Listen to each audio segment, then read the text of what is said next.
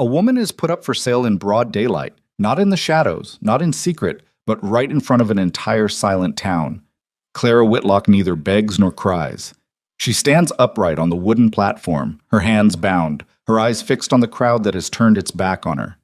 The bid rises. No one speaks up to defend her. Then a hoofbeat echoes from the end of the street, and the whole town holds its breath. If you want to know who that man is, and why his appearance changes everything, watch until the end, hit like, and comment the name of the city you're watching so I know how far this story has progressed. The morning they put Clara Whitlock up for sale, the sky was the color of a bad bruise, purple and yellow at the edges. The kind of sky that made old ranchers squint and mutter about weather coming in hard from the northwest. It was the sort of sky that felt like a warning nobody wanted to hear. Dunn's Crossing wasn't much of a town.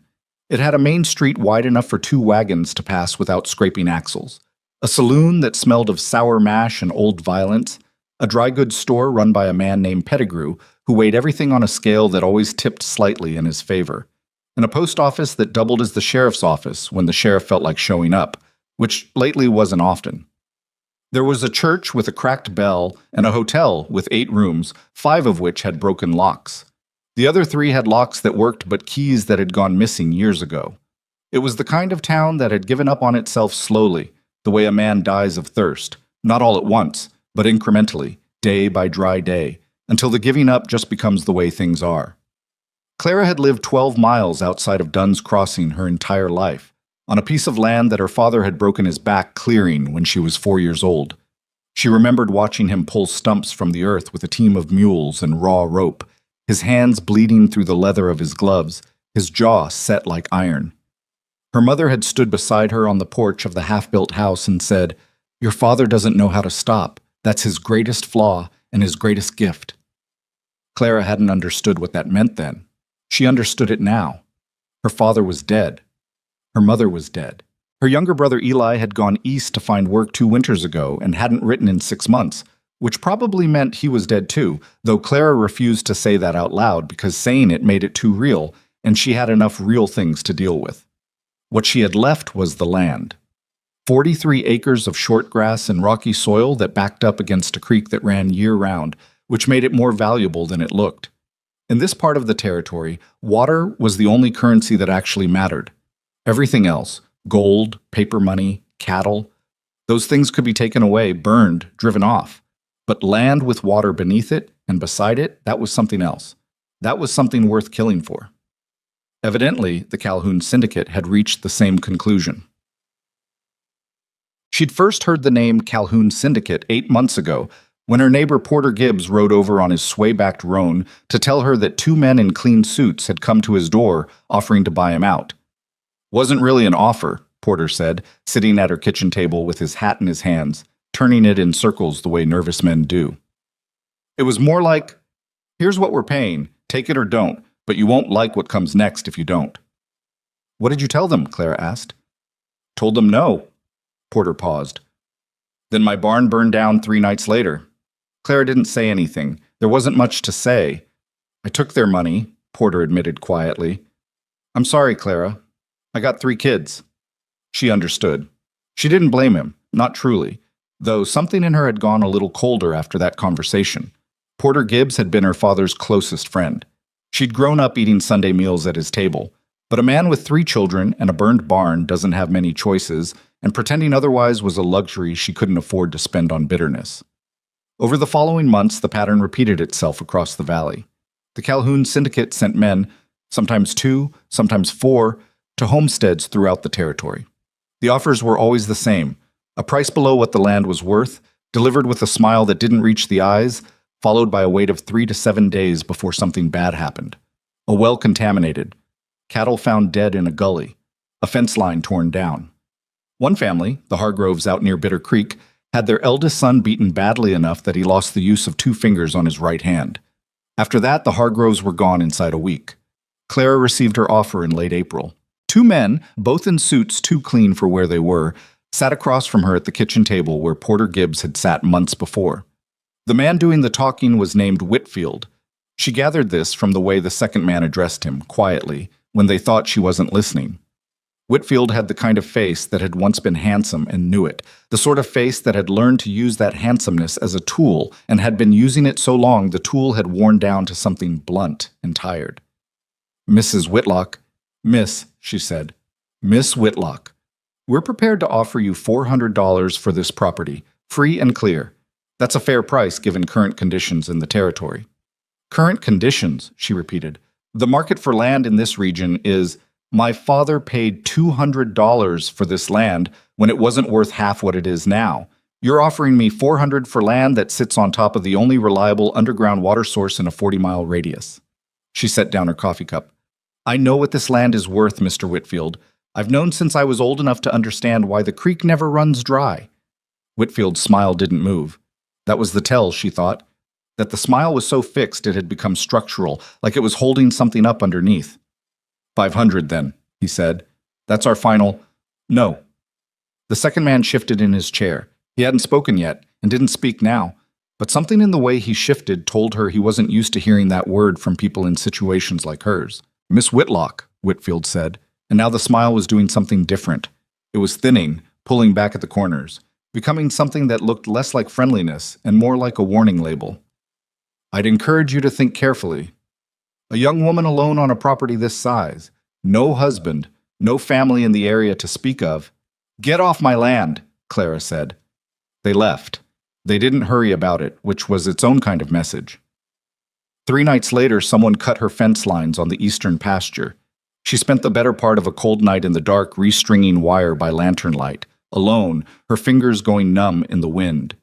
She kept waiting to hear something— footsteps, a horse, some sign that whoever had done it was still out there watching. But there was nothing except the wind and the distant complaint of cattle that had wandered where they shouldn't. She restrung the fence. She went back inside. She didn't sleep. The following week, 2 of her 3 draft horses turned up with their legs hobbled so badly they couldn't work. The veterinarian who came out from Dunn's Crossing, an old man named Dr. Ferris, who smelled of liniment and had seen most of the ugliness this territory had to offer, examined them without speaking, then looked at Clara with something she recognized as pity and something she refused to accept. "I can treat them," Dr. Ferris said, "but they won't be fit for heavy work before autumn." "Will they recover fully?" "The big gray one, yes. The chestnut, maybe. Hard to say." Clara paid him in cash she'd been keeping in a tin under a floorboard, the kind of cash you keep when you don't trust banks, and the nearest bank worth trusting is 70 miles away regardless. After Dr. Ferris left, she stood in the barn for a long time looking at her horses, listening to their uneasy breathing, and made the decision that would end up destroying everything she'd been trying to hold together. She rode to the county seat and filed a formal complaint against the Calhoun Syndicate. She named Whitfield specifically. She brought a written account of everything that had happened— the visits, the veiled threats, the fence lines, the horses— and presented it to the county clerk, a mousy man named Abernathy, who took her papers with the expression of someone receiving a gift they had no idea what to do with. "We'll look into this," Abernathy said. "When?" "When we have the resources to—" "My horses were deliberately crippled," Clara said. "I have documentation. I have dates. I have the name of the man who made the threats. What exactly is standing between you and action?" Abernathy had straightened in his chair and given her the look that men in minor positions of authority give women who ask direct questions. The look that means, "I am about to remind you of your place," without technically saying so. "Miss Whitlock," he said, "the Calhoun Syndicate employs a significant portion of the working population in 3 counties. I'm not suggesting that excuses—" "Then don't let it," she said. She rode home knowing nothing would come of it. She'd known before she rode out if she was being ruthlessly honest with herself. But she'd done it anyway because it was the only legal option left and she wasn't ready to abandon legal options yet. She was 26 years old and she'd been making practical decisions over emotional ones since she was 16, and this one felt different. Felt like sending a letter knowing the address didn't exist anymore. The men came for her on a Tuesday morning in the first week of June. Not Whitfield this time. These were different men. Harder, with the look of people who had been hired specifically for unpleasant work and had long since stopped thinking about the unpleasantness. There were 4 of them. 1 stayed on horseback by the gate. 2 came to the door. The fourth positioned himself near the barn, which Clara noted and filed away with the cold part of her mind that kept working even when the rest of her was afraid. The man at the door was holding a piece of paper. He handed it to her without preamble. It was a writ of some kind, official-looking, with a stamp she didn't recognize and a signature she couldn't make out. She read it carefully, twice, and understood that it was claiming she had failed to pay taxes on the property for a period of 3 consecutive years, and that as a result the land was being seized by the territory under provisions she'd never heard of, from a court she'd never encountered. "This is fraudulent," she said. "Ma'am, I have receipts. I have paid every tax assessment this property has ever carried. I have documentation going back to when my father owned this land. The records at the county office. I don't care what the records at the county office say. I know what I paid and I have the receipts to prove it." She turned from the door. "Give me 10 minutes to pull them." The man, she'd decided not to learn his name because learning his name would make him a person, and right now she needed him to be a problem to be solved, held up one hand. "Ma'am, I'm going to need you to come with us now. You can present your documentation to the court at the appropriate time." "I'm not leaving my land." There was a pause, the kind of pause that happens when a situation is deciding which way to break. "Miss Whitlock." His voice had dropped, taken on something she recognized as the tone of a man who has done this before and knows how it ends. "You can come with us voluntarily, or you can what?" she said. She stood in her doorway for another 30 seconds that felt like considerably longer. She had a rifle inside, her father's Winchester, maintained and loaded, and for those 30 seconds she considered it with a clarity that surprised her. Not in an emotional way, in the cold, practical way she'd been making decisions since she was 16. She ran the numbers. 4 men, 1 rifle. The one at the barn was angled to see through the kitchen window. If she stepped back inside, she'd get to the rifle, but she wouldn't get to use it without someone coming through the back. And there was no guarantee the 4th man was the only one she hadn't seen. She stepped out onto the porch. She closed the door behind her. "I want to speak to a lawyer before anything is signed," she said. "That's your right," the man agreed, in the tone of someone who knows exactly how difficult exercising that right will be. They put her on a horse, her own horse at least, the big gray that Dr. Ferris had said would recover fully, and rode her into Dunn's Crossing. She held herself straight in the saddle the whole way, which was 12 miles of washboard road in summer heat, and she didn't say another word to any of them. She found out about the auction from Mabel Pruitt. Mabel ran the laundry in Dunn's Crossing and knew everything that happened in the territory because people talked around laundry the way they talked around wells, freely, carelessly, under the impression that the work made them invisible. Mabel was a small woman in her 60s, with forearms like a smithy and a talent for hearing exactly what she needed to hear. Clara had been held in a back room of the sheriff's office, which was also the post office, which meant she could hear Mabel outside conducting postal business while Clara sat on a wooden bench and thought very hard about her options, which were narrowing like a creek in a drought. "Heard they're doing it Thursday," Mabel said to someone outside. "Public auction. Calling it a debt settlement. Whole procedure's been done up legal enough to fool most folks." "Auction of what?" the other voice said. "Not what. Who?" Clara stopped thinking about her options. Girl refused to sign the land transfer. They can't legally take the land without her signature or a court order that holds up, and apparently the judge they've got in their pocket isn't confident enough to put his name on something that obvious. So they're going another way. Drummed up some vagrancy charge. Can you imagine? And apparently there's some territorial provision from 40 years ago about indenture for unpaid debt. Hadn't been used since before most of these people were born. A silence. Then, "That can't be legal." "Doesn't have to be legal," Mabel said. "Just has to happen fast enough that nobody can stop it." Clara sat on the bench in the back room and thought about the rifle she'd left in her house, and about her father pulling stumps out of the earth with bleeding hands, and about Eli, who hadn't written in 6 months, and about the big gray horse that had recovered fully and was probably standing in the sheriff's paddock, right now, wondering where she'd gone. She thought about all of those things, and then she put them away, the way she put most things away. Not forgotten, just stored, folded neatly against the moment when they'd be useful again.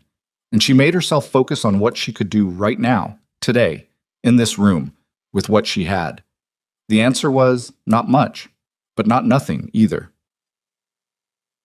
Quote, the auction was Thursday, as Mabel had said. They brought her out into the main street at 10:30 in the morning when the sun was already working hard and the dust hadn't settled from the morning's wagon traffic. Someone had built a low platform, 3 steps up, rough lumber, the kind of thing assembled quickly and not intended to last, in front of the saloon. There was a crowd of maybe 40 people. Some of them she recognized. Most of them wouldn't look at her. Her hands were bound in front of her with a single loop of rope, not so tight it bit into her wrists, but tight enough to be clear about what was happening. She'd had a night and a morning to prepare herself for this moment, and she'd used that time to build something in herself. Not calm, exactly, because calm was too passive a word for it. More like a kind of deliberate stillness, the way a fire burns down to coals, which look less dramatic than flames but run hotter and last longer. She walked up the 3 steps onto the platform without being pushed. The man conducting the auction was named Dolan. She'd gathered this from the other deputies.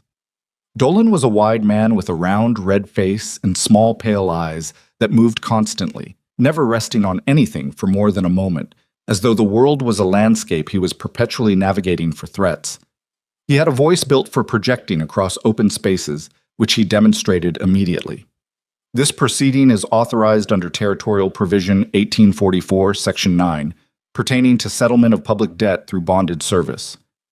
He paused, looking out at the crowd with those restless, small eyes. Miss Clara Whitlock, having been found in violation of— "I haven't been found in violation of anything," Clara said clearly. A murmur in the crowd. Dolan's jaw tightened. "In violation of territorial vagrancy statutes and having failed to— My family has owned that land for 22 years, she said, still at the same volume, steady and unhurried. I have paid every tax assessment on record. There is documentation at the county office that has been altered or destroyed to support a fraudulent claim by the Calhoun Syndicate, which has been systematically forcing homesteaders off their land throughout this territory for 8 months. She looked out at the crowd. You all know this is true. Some of you have experienced it yourselves. Silence. The kind of silence that crowds make when they're ashamed. That's enough, Dolan said, low and tight. Is it? 2 of the deputies moved toward her. She stopped talking, not because she was afraid, but because she'd said what she needed to say, and continuing now would only give them an excuse to do something with their hands, and she'd decided she wasn't going to give them that. She stood straight and looked out at the crowd and waited. The bidding started at $50, which told her exactly what this was. Not a proceeding with any pretense of legal validity, just a mechanism. A machine built for a specific purpose. Get her signature on a land transfer, or get her out of the way so the transfer could happen without her. $50 was an insult calibrated to communicate power, not price. There were 3 men bidding. She recognized one of them, Parker, a local rancher who owed the Calhoun Syndicate significant money and had been working off that debt in ways she didn't want to examine too closely. The other 2 she didn't know, but they had the look of men who'd come specifically for this, which meant they'd come from somewhere else, which meant the syndicate had arranged this down to the last detail. The bidding moved to 80, then 100, then 120, which was where it seemed to settle into a kind of rhythm, Parker going up in increments of 10, the 2 strangers pushing back and forth, the crowd watching with the collective expression of people watching something they know is wrong and have decided they can't stop. Clara watched them bid on her. She felt something then, not the thing you'd expect, not fear, not desperation, not the breaking kind of grief. What she felt was a kind of absolute bedrock rage that sat so deep in her chest it didn't even feel like emotion anymore.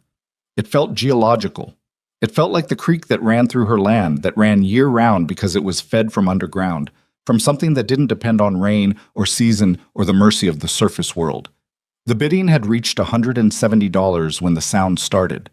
It was subtle at first, a vibration more than a sound, the kind of thing you feel in the ground before you hear it with your ears. A few people in the crowd turned, then more. The sound resolved itself into hoofbeats, a single horse, moving at a pace that wasn't rushing but wasn't walking either, the gait of something that knew exactly where it was going and saw no reason to hurry or hesitate. The man rode into the main street from the north end of town. He was on a black horse, not a flashy animal, not the kind of horse that got written up in dime novels, but a big, deep-chested animal with the look of something that had covered a lot of ground under difficult conditions and had opinions about being asked to cover more. The rider matched the horse in this way. He was somewhere in his 30s, lean in the way that comes from hard living rather than youth, with a face that had taken weather and sun and probably a few other things and had come out the other side looking like it had learned something from all of it. He wasn't particularly large. He didn't need to be. He rode to the center of the street and stopped. For a moment, nothing happened. Then Clara watched the crowd do something she hadn't seen crowds do in her experience, which was considerable. They parted. Not because he'd done anything. He hadn't moved, hadn't spoken, hadn't reached for the gun at his hip. They parted because of what they knew, and what they knew was apparently enough. She heard his name pass through the crowd in a whisper that ran from one side to the other like a match lit at one end of a fuse. Ronan Voss. She'd heard the name. Everyone in 3 territories had heard the name, though what exactly the name meant depended heavily on who was doing the telling. Bounty hunters said he was a killer with 20 deaths on his hands, and a talent for disappearing that went beyond ordinary fugitive skill. Lawmen said he was a problem that had somehow never quite become their problem, which was the most troubling kind. Homesteaders in certain parts of the territory said he'd once stopped a gang of land pirates from burning a settlement by riding alone into their camp at 3 in the morning and having a conversation whose contents nobody knew, but which had resulted in the gang leaving and not coming back. Nobody seemed to agree on what he was, exactly, but they agreed on the fact of him. He sat on his black horse in the middle of the main street of Dunn's Crossing and looked at the platform, at Dolan, at the deputies, at the crowd. His eyes moved over all of it without apparent haste and arrived, last, at Clara. He looked at her for a moment. She looked back. Then he turned his eyes to Dolan and said, in a voice pitched to carry without effort, "What's the price?" The crowd had gone so quiet that Clara could hear her own heartbeat. Dolan found his voice after a beat too long. "Sir, this is an authorized territorial proceeding and you—" "I heard you the first time," Ronan said. "What's the price?" "170, one of the bidding strangers said, apparently before he'd thought it through, because he glanced sideways immediately afterward with the look of a man who had just said something he wasn't sure he should have. 500, Ronan said. The number dropped into the silence like a stone into still water. $500 was more than the monthly payroll of most ranches in the territory. It was more than the Calhoun Syndicate had offered Clara for her land. It was a number that didn't make sense in the context of this auction, which was the point. It was a number designed not to win a proceeding, but to end one. Harker opened his mouth, closed it, looked at the two strangers. The strangers looked at each other. "Going once," Dolan said in the tone of a man who has discovered that the machinery he's been given to operate has jammed, and he's not sure whose fault that is. "Going twice." "Wait," Harker said. 600, Ronan said, without looking at Harker. Harker's mouth closed again. "Going once," Dolan said, quieter this time. "Going twice. Sold." They untied her hands and walked her down the platform steps with the rough courtesy of men who had done something they knew was wrong and were trying to do it efficiently before the wrongness caught up with them.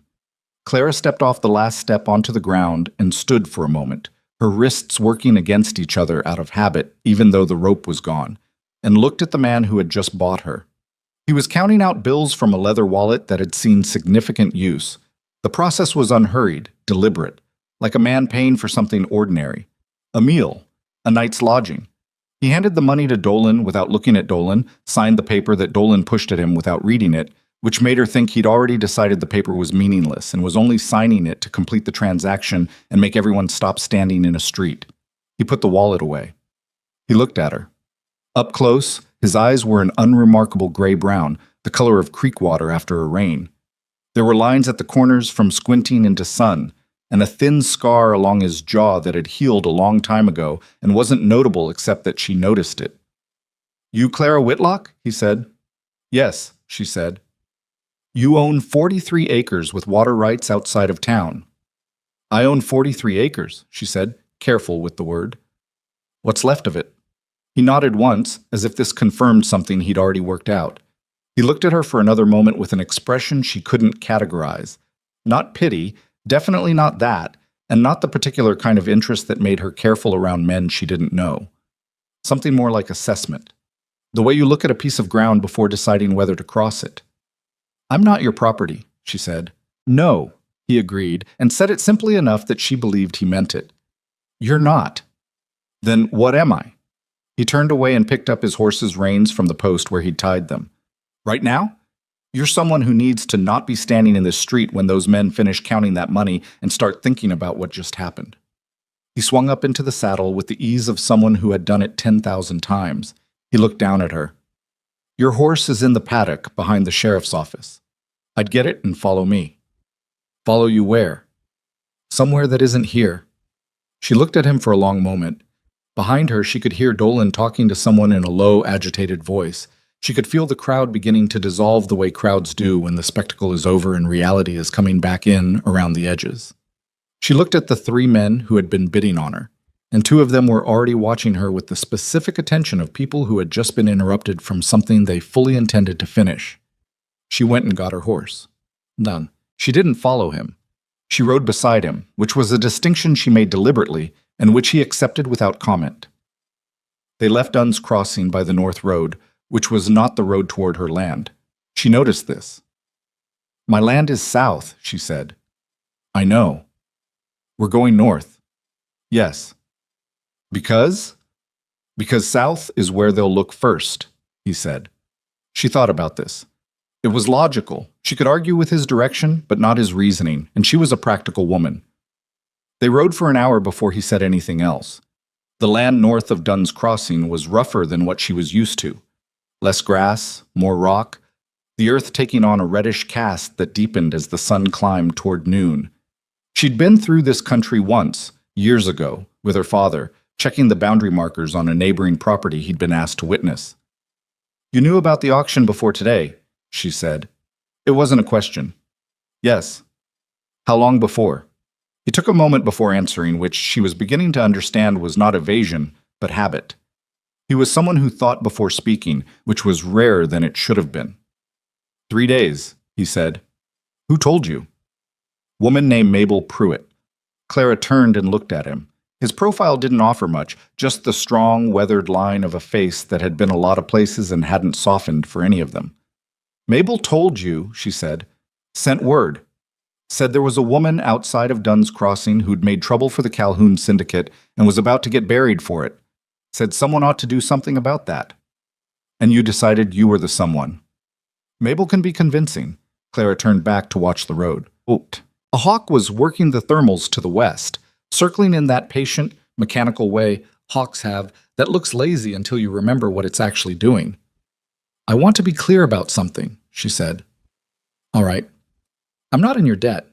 What you paid today bought me out of that proceeding. It doesn't buy you anything from me. Not work, not compliance, not... I'm aware, he said, not unkindly. I want to know you're aware. I'm aware, he said again. Mabel told me you'd say something like this. What did Mabel tell you? That you were stubborn as a post and twice as useful. He didn't smile when he said it, but something shifted briefly in his expression that might have been adjacent to a smile, if a smile had been the kind of thing his face did easily, which apparently it wasn't. She meant it as a compliment. Clara looked at the road ahead. The country was opening up into a wide, shallow valley that she could see narrowing again in the distance where it met a ridge of broken rock. Somewhere ahead, there was shade and probably water, which they'd need before the afternoon got serious. I'm getting my land back, she said. I expect so, he said. I don't know how yet, but I'm not done with this. He didn't say anything for a moment. They rode through the hot silence of a frontier afternoon, the horses' hooves raising small puffs of red dust with every step, the sky above them hard and flat and absolutely blue. No, he said finally. I don't imagine you are. They made camp that first night in the lee of the rock ridge, where an overhang of red sandstone created enough shadow to keep the fire small and invisible from a distance. It was a calculated camp. She noticed this, the way he chose the spot with the automatic care of someone who had been sleeping in places where being seen meant being found, and being found meant something specific and unpleasant. She unsaddled her horse and rubbed him down with a handful of dry grass because she didn't have a proper cloth, and dry grass worked well enough. The big gray was tired from the day's riding but steady. Dr. Ferris had been right about his recovery, at least. She fed him the last of the grain she'd had in her saddlebag from before all of this started, which felt like a lifetime ago, and was, in fact, only 9 days. Ronan built the fire with the focused economy of someone who had built 10,000 fires and saw no reason to make more of the process than it required. He had coffee in his pack. Real coffee. Not the grain and chicory substitute that was what most people in the territory used. The smell of it hit her harder than she expected, and she had to look away for a moment because her kitchen at the ranch smelled of coffee every morning, and she didn't know what her kitchen smelled of now, or if it was still her kitchen, or if anyone had gotten into it. She sat down across the fire from him and accepted the cup he offered without preamble. They didn't talk much. She'd noticed this about him, the absence of the kind of nervous talking that most people used to fill silence. He seemed comfortable in silence, in a way that took pressure off her to perform conversation she didn't have the energy for. She drank the coffee and looked at the fire and thought hard about the documentation she'd left in the house and whether it was still there and what it would take to get to it. "The land transfer document they want me to sign," she said. "Without it, the syndicate can't take the property legally.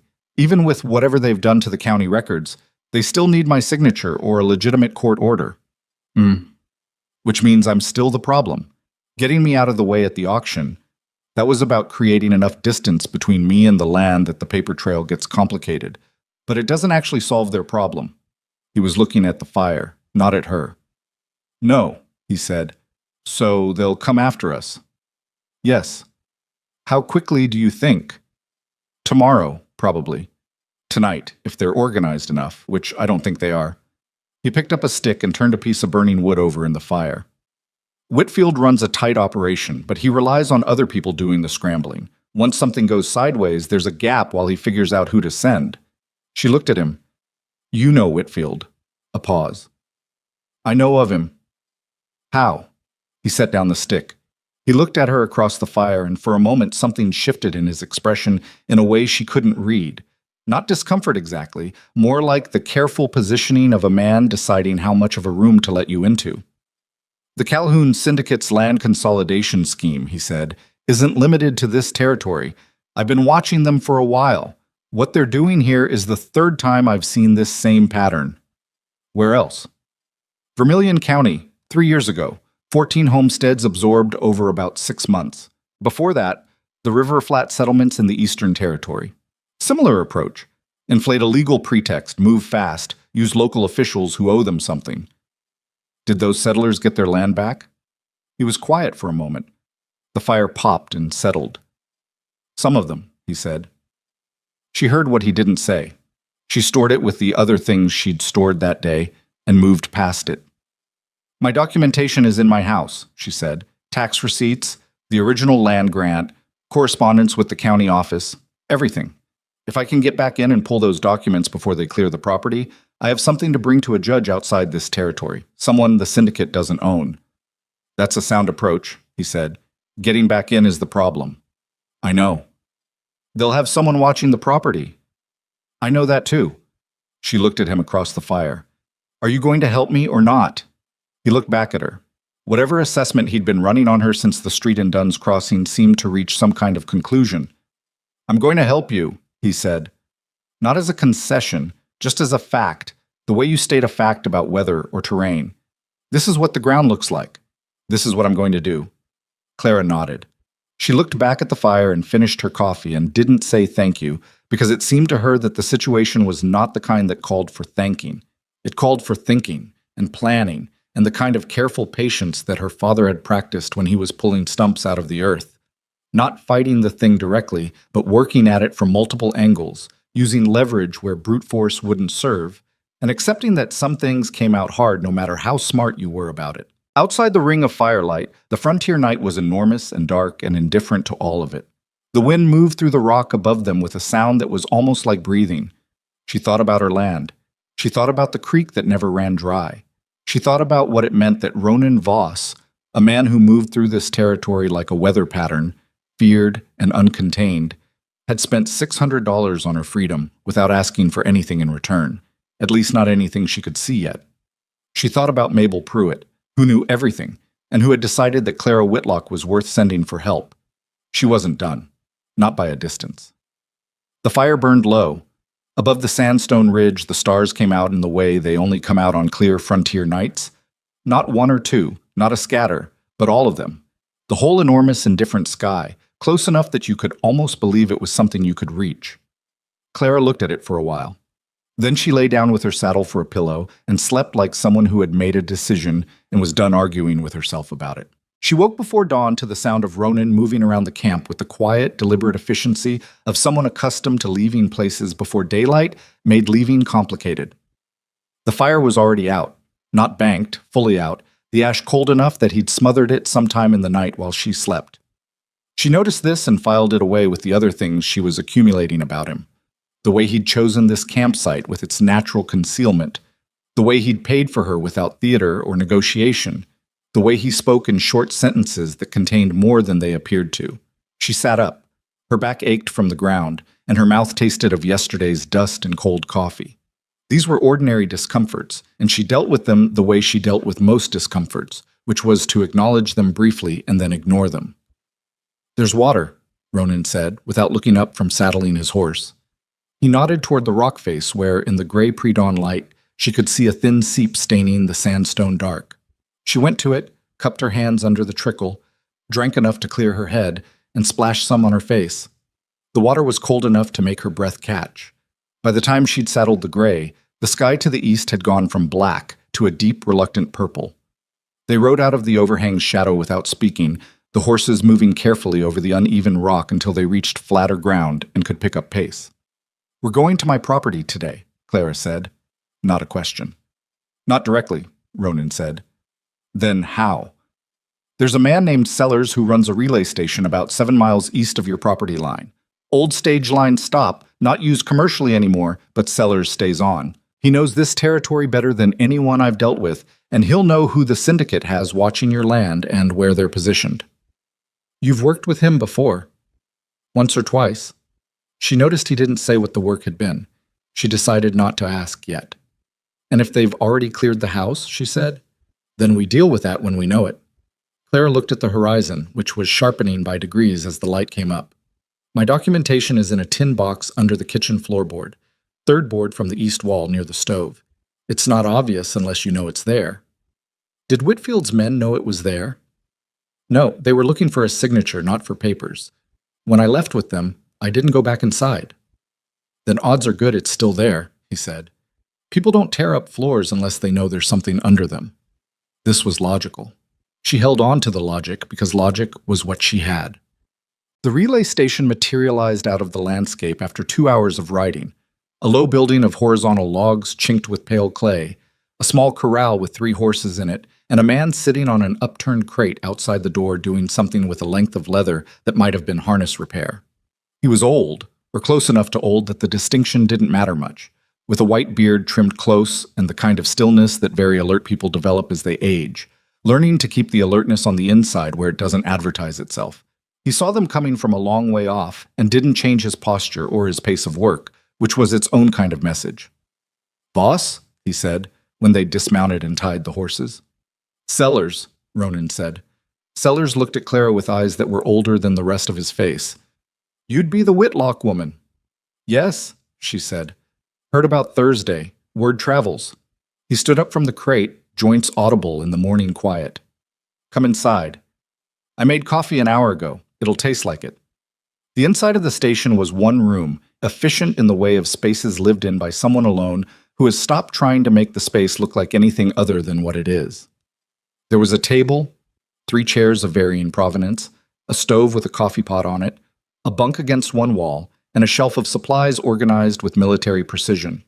On the table, pinned down by a tin cup, was a hand-drawn map of the surrounding territory, detailed enough to show not just roads and property lines, but water sources, ridge lines, and what appeared to be notations in a cramped personal shorthand she couldn't decipher. Sellers poured coffee into 3 cups without asking if they wanted it, and sat down. Clara wrapped both hands around the cup, more for the warmth than the coffee, though the coffee was better than he'd suggested.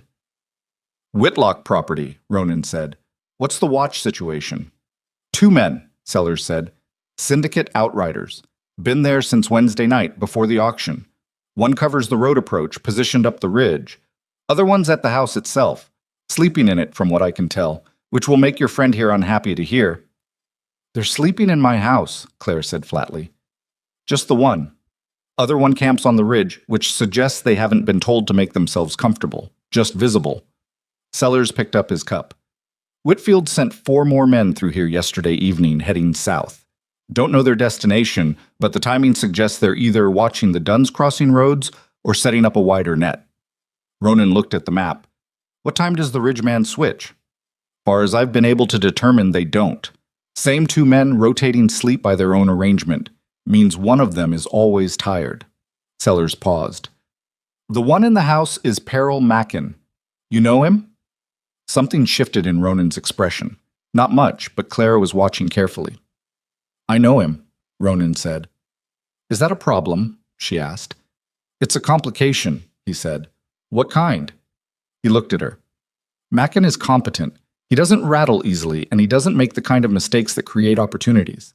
If he's the one inside the house, getting past him without noise is harder than getting past someone who's just hired muscle.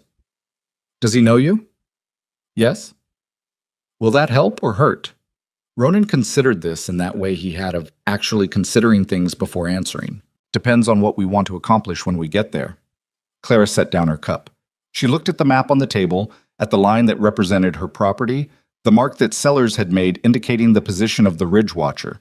She thought about the floorboard, the tin box, the papers inside it, tax receipts in her own handwriting, her father's handwriting, the original land grant with its official seal. 3 years of correspondence with the county office, the kind of documentation that couldn't be recreated if it was lost. I'm going in at night, she said. Both men looked at her. The Ridgeman is covering the road approach, which means he's watching from above and probably watching the main path. The house sits lower than the ridge. If you come from the eastern pasture, from the creek side, the angle of the ridge puts you in the watcher's blind spot until you're within about 40 yards of the house itself. She looked at Ronan. I know this land. I've walked it in the dark enough times that I don't need light. And Mackin in the house, Ronan said. He'll be watching the front. The back of the house has a window that doesn't latch properly. The latch broke last autumn, and I never got around to fixing it. It opens from outside if you know where to press. She paused. Mackin won't know that. Sellers was looking at her with something that wasn't quite a smile but lived in the same neighborhood. She's done this before, he said to Ronan. She hasn't done this before, Clara said, but she can reason through what she hasn't done. She looked at Ronan. What I need from you is to keep Mackin occupied at the front of the house while I come in through the back. Not a confrontation, something that puts his attention at the front door long enough for me to get to the kitchen, pull the box, and get back out. Ronan looked at her for a moment. Mackin sees me outside his door at 2 a.m. He's going to assume the obvious. Then give him something else to assume. She met his eyes across the map. You're Ronan Voss. I assume you've been in situations that required some level of creative explanation. Something moved in his face again. Definitely not a smile, but whatever it was preceded one. Sellers, he said, you have a bottle of anything in this building? Sellers went to the shelf. He came back with a half-full bottle of whiskey and set it on the table without comment. Ronan looked at it, looked at Clara. If I'm drunk, I'm not a threat, he said. Are you actually going to drink it? Enough to smell like it. He picked up the bottle. I'll need half an hour to get into position before you move. Come in from the creek side exactly like you said. He paused. How long do you need inside? 10 minutes, she said. Maybe less. I'll give you 20. They waited through the daylight hours at Sellers Station. It was not comfortable waiting. Clara was not by nature a patient woman. She was a practical woman, which sometimes resembled patience, but was functionally different, being driven by calculation rather than temperament. She used the hours to go over the plan, to go over it again, to identify the places where it could go wrong, and think through what she'd do in each case. Ronan spent most of the daylight hours doing very little that was visible, which she was beginning to understand was one of his particular skills, the ability to be present in a space without consuming it, to rest without going absent. He sat in the doorway of the station for a while, watching the road. He cleaned his gun at the table with the methodical care of someone maintaining a tool that had practical importance. He ate when Sellers put food out and didn't complain about what the food was, which was salt pork and cornbread that had been made a day ago. Around mid-afternoon, when the heat had reached the point where moving seemed unnecessary and possibly counterproductive, Clara asked the question she'd been circling since that morning. 3 territories, she said. She was sitting against the inside wall with her legs stretched out in front of her. You said the syndicate had run this same scheme in 3 territories. What did you mean when you said some of those settlers got their land back? Ronan was at the table. He didn't look up immediately. What I said. Some of them, not all of them. What happened to the ones who didn't? He was quiet for a moment. The station's single window threw a bar of afternoon light across the floor between them, cutting the room in half. Vermilion County, he said. By the time I understood what was happening, the syndicate had already completed transfers on 11 of the 14 properties. Legal enough on the surface that unwinding them would have taken years of court challenges that those families didn't have the money or the time for. He looked at her then. 3 families got their land back. The other 11 took what they'd been paid, which wasn't enough, and moved on. And the River Flat settlements? Better outcome. Someone there had been keeping records. A woman named Ida Crane, schoolteacher, had been documenting the syndicate's visits, the dates, the names, the pattern.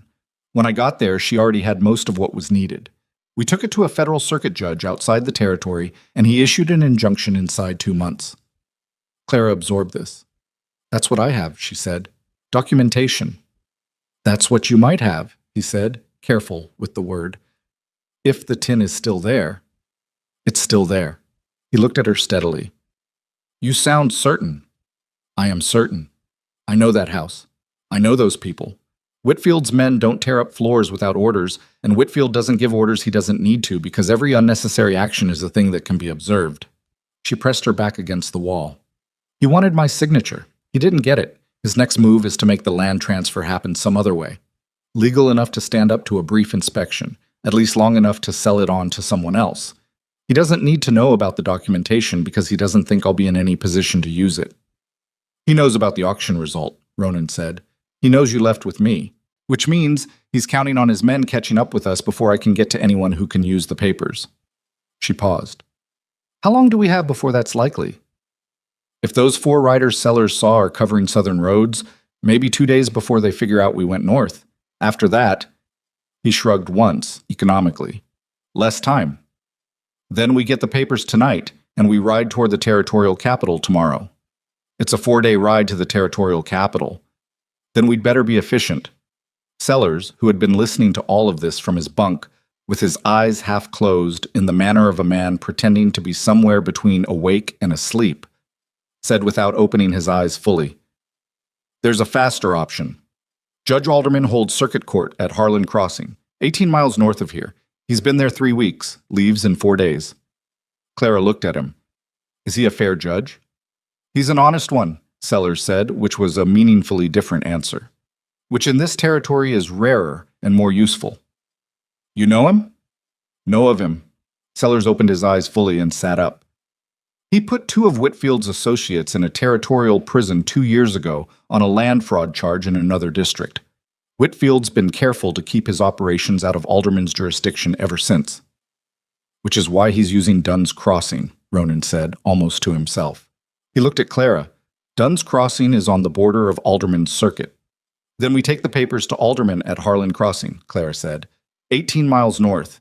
We can do that in a day. If we get the papers tonight, Ronan said, we're getting the papers tonight. Oh, they left the station at midnight.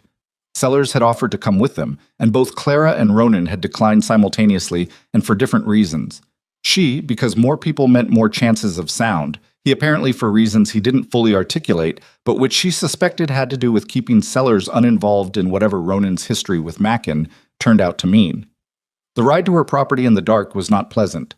The moon was a thin crescent, useful for direction but not for detail, and the eastern route she'd chosen, coming in along the creekside, required picking through rough ground that she knew well in daylight and knew adequately in darkness, which was not the same thing. Her gray stumbled twice on rocky ground, recovered both times, but the second stumble sent her pulse into a register she had to actively talk back down. At the tree line along the creek, she stopped. Ronan stopped beside her. This close to home, in the dark, with the smell of the creek in the air, and the familiar particular silence of a place she'd spent her entire life. Something in her chest did something complicated that she didn't have time for. She pushed it down. Later. 30 minutes, she whispered. He nodded. He was already planning his route around to the front. She could see it in the way his eyes were moving over the landscape. He took the whiskey bottle from his saddlebag. He looked at her once more. If something goes wrong, he started. Ride north, she said, cutting him off quietly. I know. He didn't like that answer. She could see it, but he didn't argue with it. He moved away through the darkness with a quietness that was, she thought, the thing that made the stories about him believable. Not the danger, that could be anyone, but the quietness. The sense of a man who had learned to move through the world at a frequency that the world's ordinary attention couldn't quite tune to. She waited 3 minutes, then she moved. The eastern pasture was open ground for the first 100 yards, which meant moving low and slow with the gray's reins in hand, not riding. The horse was calm about this, which she was grateful for in the specific way you're grateful for things only once they're not going badly. She kept to the shadow of the fence line where it still stood, they hadn't torn all of it down, and worked her way toward the back of the house. 40 yards out, she tied the gray to the fence post that had always had a split in the top, the one her father had meant to replace for years and never had. Her hands were cold despite the summer air. She noticed them shaking slightly on the reins and made them stop, which was a matter of concentration rather than calm. She crossed the remaining 40 yards on foot, staying low, watching the shape of the house against the night sky. No lamplight from inside. The ridge was dark and distant to her left. The back window was where she'd left it. Third window along the back wall, the one with the loose latch. She pressed at the lower right corner of the frame with both thumbs, angled upward and slightly left, and it gave with a sound that she'd been waiting the entire night to not hear, and it was almost nothing. A soft release, barely audible.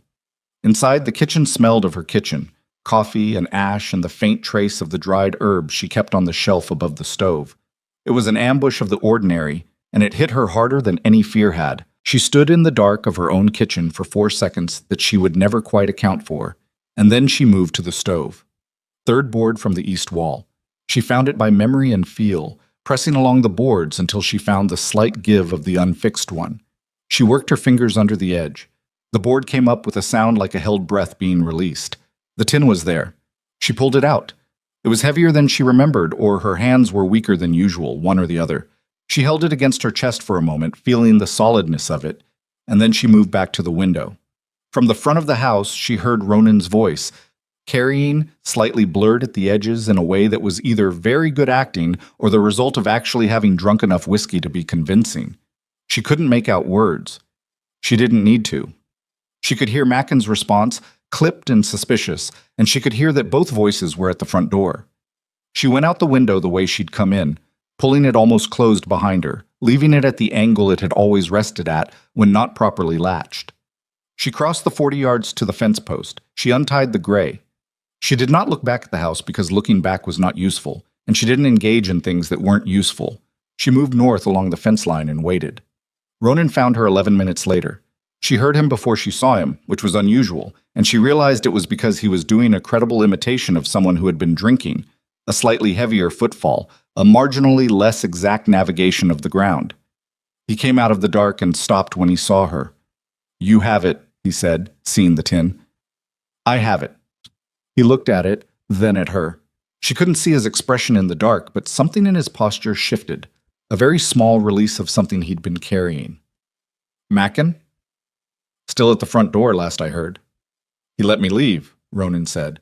Didn't push past the conversation. "What did you tell him?" "That I was lost and looking for the Dunn's Crossing Road." "And he believed you?" "He believed I was drunk," Ronan said. Which was sufficient. He turned toward where he'd left his horse, a direction she couldn't have identified in the darkness. "We need to be 2 miles from here before anyone starts wondering." They moved north through the dark, walking the horses at first, then pushing them to a canter when they hit flat ground and could trust the footing. The tin box was in Claire's saddlebag, wrapped in the spare shirt she'd had packed since before the auction, cushioned enough that it didn't rattle. She could feel its weight in the bag with every stride, specific and real. She thought about the school teacher in River Flat, Ida Crane, who had been keeping records while everything around her was being dismantled, who had already had most of what was needed when Ronan arrived. She thought about the 11 families in Vermilion County who hadn't gotten their land back. She thought about the difference between those two outcomes and what had made it. The difference was documentation. The difference was the thing she was carrying right now in a saddlebag across the dark frontier at 1 a.m, running from hired men and riding toward a judge who by all accounts was honest, which in this territory was rarer and more useful than fair. And then, somewhere in the second mile of riding north, a thought arrived that hadn't been available to her before. Because before, she'd been operating on urgency, on the immediate demand of staying alive and getting the papers. The thought was quieter than urgency, and therefore worse. She pulled her horse up without intending to. Ronan stopped beside her. "What?" "The auction," she said. "The provision they used. The 40-year-old territorial statute about bonded service for unpaid debt." "What about it?" "It's not specific to me." She looked at him in the darkness, and even without being able to read his expression, she could tell by the quality of his silence that he'd already seen this. "If they did this to me, if they have this provision and they're willing to use it, they could use it on anyone, any homesteader who refuses their offer, anyone who becomes inconvenient." "Yes," he said, "this isn't just about my land." "No," he said, "it hasn't been, for a while." She sat with this for a moment. The weight of it was different from the weight of her own situation, larger, less defined, harder to manage. Her own situation had clear edges. Her land, her documents, a judge 18 miles north. This other thing, the thing that had happened to Porter Gibbs and the Hargroves and a dozen others she probably didn't even know about, the thing that could happen to anyone who stood between the syndicate and what it wanted. That didn't have clear edges. That was the shape of something that went beyond one woman's 43 acres. "How many homesteaders are we talking about across this territory?" she said. "I've counted 43 at risk in this district alone," Ronan said. "Possibly more." 43. The number of acres her father had broken his back clearing. She thought this was probably coincidence, and also thought it was the kind of coincidence that felt like something whether it was or not. "We take the papers to Alderman," she said. "Yes." "And then we figure out the rest." He looked at her in the dark. She could feel it even without seeing it clearly. "Clara," he said, and it was the first time he'd used her name, which she noticed. "What happened to you on Thursday was one piece of a machine that's been running a long time. Taking your papers to Alderman can stop one part of it, but stopping all of it—" "I know," she said. "It's not a simple thing." "I know that too." She gathered her reins. "I'm not a simple woman." Whatever he said to that, he said quietly enough that she didn't hear it clearly, and she didn't ask him to repeat it. She pushed her horse back into a canter and headed north, the tin box solid in her saddlebag, the dark frontier opening up ahead of her in the particular way that dark territory opens up when you're moving through it fast. Not revealing itself exactly, just getting out of the way, making room, letting you find out what's in it as you go. Behind her, Ronan Voss kept pace without being asked, which was, she thought, the most she could say about anyone in her current situation, and considerably more than she'd expected. Judge Alderman was not what Clara had expected, which she recognized immediately as her own fault for expecting anything. She'd built a picture of him during the 18-mile ride north, some composite of courthouse authority, a man who carried his legitimacy visibly, who would look at her papers and at her and understand immediately what needed to be done. What she got instead was a heavy-set man in his late 50s sitting behind a folding table in the back room of a Harlan Crossing hardware store, eating a bowl of something that smelled of onions, with his reading spectacles pushed up on his forehead and a general air of someone who had been interrupted at regular intervals for 30 years and had reached an accommodation with it. He looked up when they came in. He looked at Clara, then at Ronan, then at the tin box in Clara's hands. "Voss?" he said, in the tone of a man acknowledging a weather pattern. Not warm, not hostile, factual. "Judge," Ronan said. "Sit down," Alderman said. "Both of you. And whoever's going to do the talking should start doing it, because I have 3 land dispute hearings this afternoon, and a man with a pig problem at 2 o'clock that is going to take longer than it should." Clara sat. She opened the tin box on the table in front of him and began to talk. She talked for 20 minutes without significant interruption, which required discipline because what she was describing had happened to her, and there was a version of this conversation that could become emotional, and she didn't let it. She laid out the sequence, the syndicate's approach, the offers, the escalating pressure, the fraudulent tax records, the auction, the territorial provision that had been used to put her on a platform in front of 40 people in Dunn's Crossing. She named names: Whitfield, Dolan, the county clerk Abernathy. She laid her documentation on the table one piece at a time, in chronological order, and let each piece say what it said without editorializing. Alderman ate his onion, whatever it was, throughout the first 10 minutes. He put the bowl aside for the second 10. He picked up each document as she laid it down, read it with the focused speed of a man who had been reading legal documents for decades, and set it aside in a pile that grew steadily beside him. When she finished, he sat back. He looked at the pile, then at her. "Miss Whitlock," he said, "the provision they used at the auction, Territorial Statute 1844, Section 9, yes. That provision has not been legally applicable in this territory since the revised Territorial Charter of 1861. It was superseded." He picked up his spectacles from his forehead and put them on, as though he needed to see her more precisely. "Which means what they did to you on Thursday was not merely unethical, it was illegal. Straightforwardly, documentably illegal." Clara kept her face level. "Yes," she said. "I know." "You knew this when they did it?" "I suspected it. I know it now, having had time to think clearly." Alderman looked at Ronan. "And your involvement?" "I was in the area," Ronan said. Alderman's expression suggested he found this answer characteristic and not entirely satisfying. "I'm going to ask you to stay out of what comes next," he said to Ronan, "not because your involvement on Thursday wasn't, let's say, constructive, but because if Ronan Voss is attached to this matter in any legal capacity, it gives the syndicate's people something to argue about in court, and I want there to be nothing to argue about." "Understood," Ronan said. Alderman turned back to Clara. "I can issue a writ invalidating the auction proceeding. I can also issue a protective order on your property that makes any syndicate action against it a direct contempt of this court." He paused. "What I cannot do quickly is address the broader pattern you're describing. 43 homesteads at risk, fraudulent county records.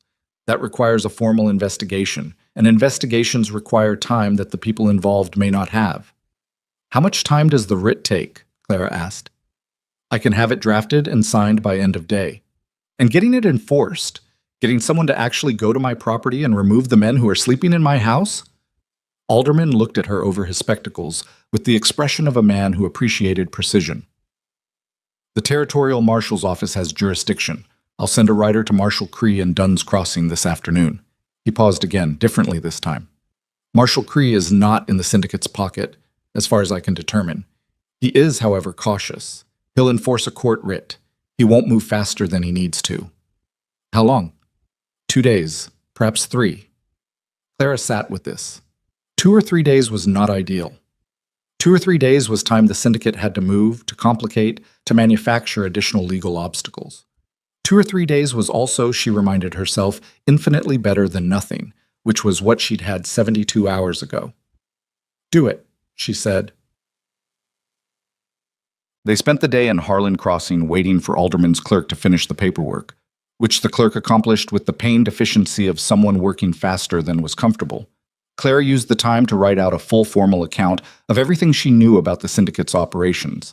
Not just what had happened to her, but what she knew about the other homesteaders, what Sellers had told them, what she'd gathered from Porter Gibbs and the Hargroves and the pattern Ronan had described from Vermilion County and River Flat.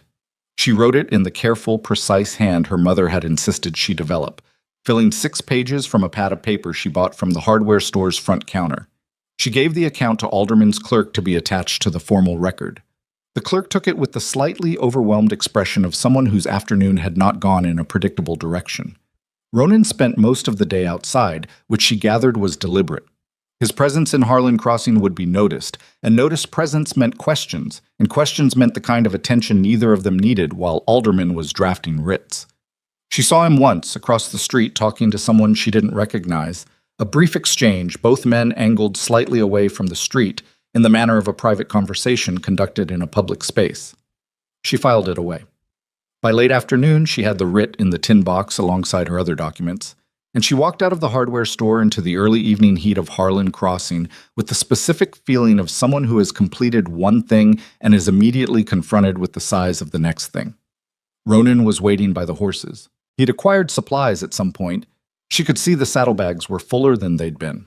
He looked at her face when she came out, and something in his expression adjusted, not quite to concern, but in that direction. "Get what you needed?" he said. "Written protective order. Marshal Cree gets a rider today." She put the tin back in her saddlebag. "Alderman said 2 or 3 days for enforcement." Ronan nodded slowly. 2 or 3 days is a problem. I know. Whitfield will know we went to Alderman by tomorrow morning. He has people in every circuit town. He was looking at the middle distance with the focused, slightly inward expression she was beginning to recognize as his version of working through something. Once he knows there's a written play, he moves up his timeline. Which means what, specifically? Means he stops trying to do this cleanly, stops worrying about how it looks. He looked at her. He needs that land transfer completed before Alderman's order reaches Marshal Cree. If the transfer is done, even fraudulently, it creates a legal complication that slows everything down. Buying time is how the syndicate wins. Clara looked at him. How much time do we actually have? If his people are efficient, by tomorrow afternoon he knows about the writ. By tomorrow night he's telling Whitfield. Whitfield makes his move the following morning. He paused. Which gives us about 36 hours. 36 hours to do what? He was quiet for a moment in that particular way of his. The operation the syndicate is running in this territory is being coordinated from Calhoun Ranch. That's where Whitfield works from when he's here. It's the central point, where the records are, where the money moves through, where the orders come from. He looked at her steadily. If someone could get inside that ranch and find the documentation of what the syndicate has actually done, the real records, not the altered county ones, it would make Alderman's case not just about your land, but about the entire pattern, every family, every fraudulent transaction, all of it. Clara understood what he was saying. She understood it completely and sat with the understanding for a moment before responding. You want to go to the ranch, she said. I'm saying it's the option that addresses the whole problem instead of just your piece of it. It's a cattle operation. It'll have hired hands, guards. Yes. How many? 8 regular hands, 4 of whom are there for security rather than cattle work, plus whatever additional men Whitfield has brought in for this operation, which I'd estimate at 6 to 8 more. So we're talking about 12 to 14 armed men on a ranch we have no legitimate reason to be on. Yes, he said. She looked at him. You've already been thinking about how to do this. I've been thinking about it since Sellers told us about the timeline, he said. Since before that, if I'm honest. Tell me. He did. It took about 10 minutes, and she listened without interrupting, which required more discipline than the conversation with Alderman had, because what Ronan was describing was not a legal proceeding with documents and a judge, but something substantially more dangerous and considerably less structured. When he finished, she was quiet for a moment. The part where you ride in through the front gate, she said. Yes. With the expectation that they'll focus on you rather than, yes, they might just shoot you. They might, he agreed. That would end the plan. It would complicate it, he said, which was such a careful way of describing getting shot that she almost said something about it. Whitfield won't shoot me on his own property without knowing why I'm there first. He's too careful for that. Shooting first means questions he doesn't want, and right now he has legal concerns that make visibility a liability. You're betting your life on his caution. I've bet on worse things. Clara looked at the street of Harlan Crossing, at the ordinary commerce of a small frontier town going about its evening. A woman carrying a basket, 2 men talking outside the feed store, a dog asleep in the dust by the water trough. Ordinary. The kind of ordinary that depended on the aldermans and the writs and the marshal's offices holding together. The kind of ordinary that fell apart when the syndicates moved in and nobody stopped them. I go in from the east side, she said. There's a service entrance by the stock barn that won't be watched if everyone's attention is at the front gate. You've been to Calhoun Ranch? Once. My father took me when I was 12. Old Man Calhoun, the original one before his nephew took over and sold to the syndicate, he had a water rights dispute with my father that they settled over a handshake and a cup of coffee. I waited outside near the stock barn. She paused. I have a 12-year-old's memory of the layout, which isn't ideal. Better than nothing, Ronan said. The records Whitfield would keep, the real ones, where would they be in an operation like this? Main house, not the public rooms. There'll be an office or something being used as one. Second floor if the architecture allows it. Keeps it away from casual access. And if the house has people in it when I'm going through it? Then you're very quiet, he said simply, and you leave without the records. And if I find them? You take what you can carry and you get out. Don't stop to read everything. Take the ledgers, the correspondence files, anything that looks like official documentation. He paused. And Clara, if it goes wrong at any point, I know, ride north. Ride north and don't look back, he said, and there was something different in his voice when he said it. Not harder exactly, but more careful.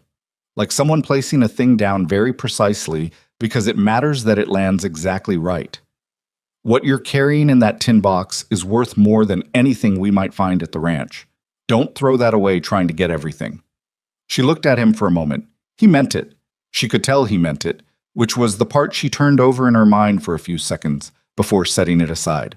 A man who had ridden into Dunn's Crossing and spent $600 on a woman he didn't know, and then spent 2 days helping her get her documents back, was now telling her that the documents mattered more than the rest of it. She wasn't sure what to do with that exactly, so she filed it and moved on. "When?" she said. "Tomorrow night. We approach the ranch separately. You come in early. Get to the eastern tree line before sundown. Wait for dark. Wait for the signal." "What signal?" "You'll know it," he said. They made camp that night in a dry creek bed 6 miles south of Harlan Crossing, far enough from the road that they wouldn't be found by anyone not specifically looking. Clara lay awake longer than was useful. The plan was sound in the way that plans made from limited information are sound, logically coherent in structure while carrying in every gap between the known facts, a possibility of catastrophe that you had to deliberately not look at too directly if you wanted to function. She thought about Ronan's face when he'd described riding in through the front gate. There had been something there that she couldn't quite categorize.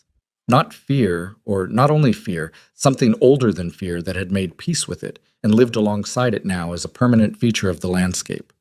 She'd known men who were reckless. She'd also known men who were brave, which was different.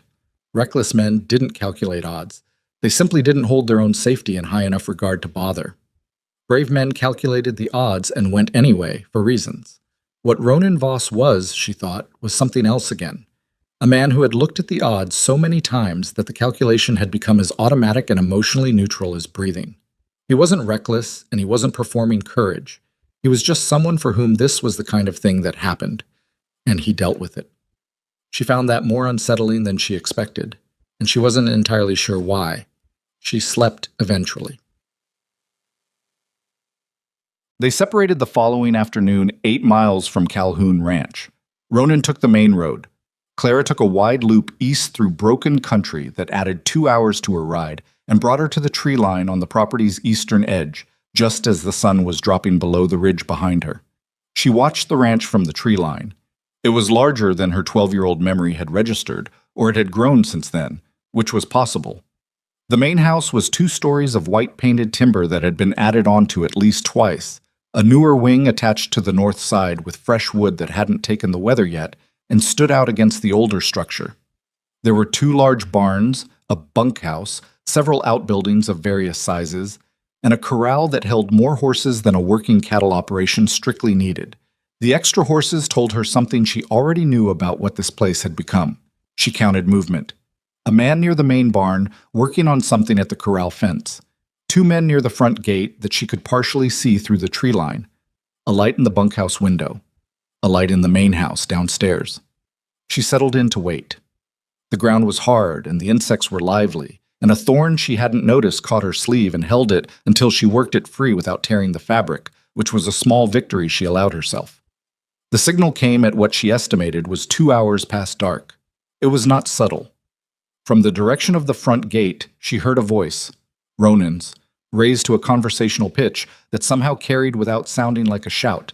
The trick of someone who had spent years in outdoor spaces with things he needed people to hear. She couldn't make out the words from this distance, but she could hear the tone. Unhurried, deliberate, the cadence of a man who has arrived somewhere and intends to be heard. A response, shorter, sharper. Then another voice, a third one, higher in register, with the particular edge of someone calling to someone else. 3 men at the front of the property, at minimum, plus whoever was already there. She moved. The stock barn was where she remembered it, which was the first thing that had gone right in the last 30 minutes of tension. The service entrance was a simple wooden gate, latched from the inside, which she reached over and unlatched with the method she'd worked out in her head 100 times. Reach high, angle left. The latch mechanism was always the same on this type of gate. It opened. She went through. The barn was dark and smelled of horses and fresh hay and the particular animal warmth of a space that held living things. The horses shifted at her entrance but didn't alarm, which she credited to the gray horse she'd spent 2 days with. She smelled of horse now, which was useful. She moved along the inside wall, eyes adjusting, found the far door. The distance between the barn and the main house was 30 yards of open ground, partially shadowed by the overhang of the barn's extended roof at the near side and a kitchen garden structure on the far side that created a corridor of shadow if you angled correctly. She'd worked this out from the tree line over 2 hours of watching. She moved through it without running, which took discipline, because running was what every instinct was recommending. The kitchen door was unlocked, which should not have surprised her. This was a working ranch with hands coming and going, not a fortress. But it did, slightly, because by now she'd been anticipating obstacles with such focus that the absence of one felt wrong. She went inside. The kitchen was empty and lit by a single lamp on low, turned down enough to provide navigation without advertisement. She stood for 3 seconds listening to the house. From somewhere upstairs, a door. Footsteps, moving. She counted. Going away from the stairs, not toward. A room on the upper floor being moved through. She found the stairs and went up fast and quiet, the way Ronan moved through dark spaces, not by being small but by being deliberate about every placement. The upper hallway had 3 doors. 2 were closed. The third was slightly open, and light came from under the gap of the second closed door. She went to the first closed door, dark under it, no sound, and eased it open. It was a bedroom, unused, with trunks stacked against one wall and a smell of dust and disuse. Not what she needed. She closed it quietly and moved to the far end of the hall, where a 4th door, narrower than the others, was set slightly into the wall. An office, or what passed for one. She could see the edge of a desk through a gap in the door frame that told her it wasn't fully latched. She went in. The desk was buried in paper. She'd expected organization. Whitfield had struck her as an organized man, methodical, the kind of person whose desk reflected the precision of his schemes. What she found instead was the controlled chaos of someone managing too many moving parts at once, which made a different kind of sense. The syndicate was running operations across 3 territories simultaneously, and even careful men became overwhelmed when they were moving too fast.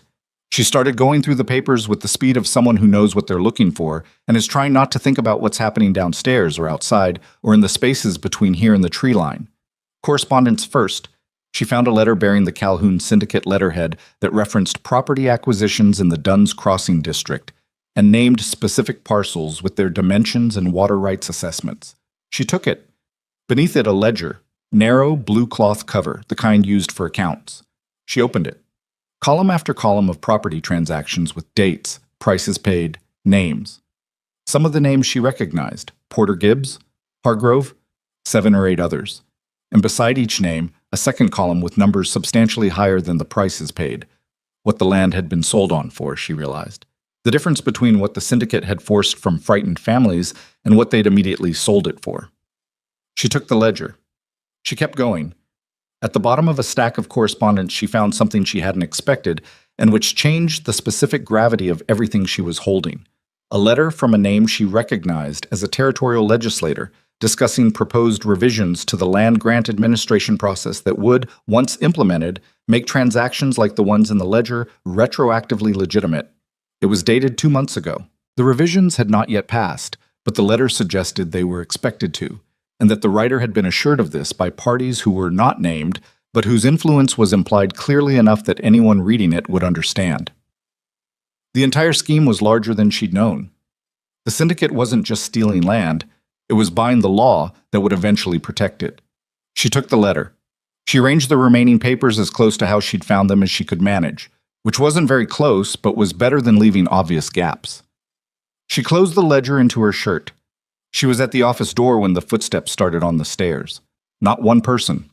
2, moving at the casual pace of people having a conversation, which meant they were not coming specifically for her, but were simply moving through the house in a way that was going to put them in this hallway in approximately 15 seconds. She pulled the office door almost closed and stood in the dark behind it, with the ledger and the papers against her chest, and the very specific quality of stillness that isn't actually stillness but is its whole body restraint. She could hear them on the landing now. 2 men, one voice dominant, the other responding in shorter intervals.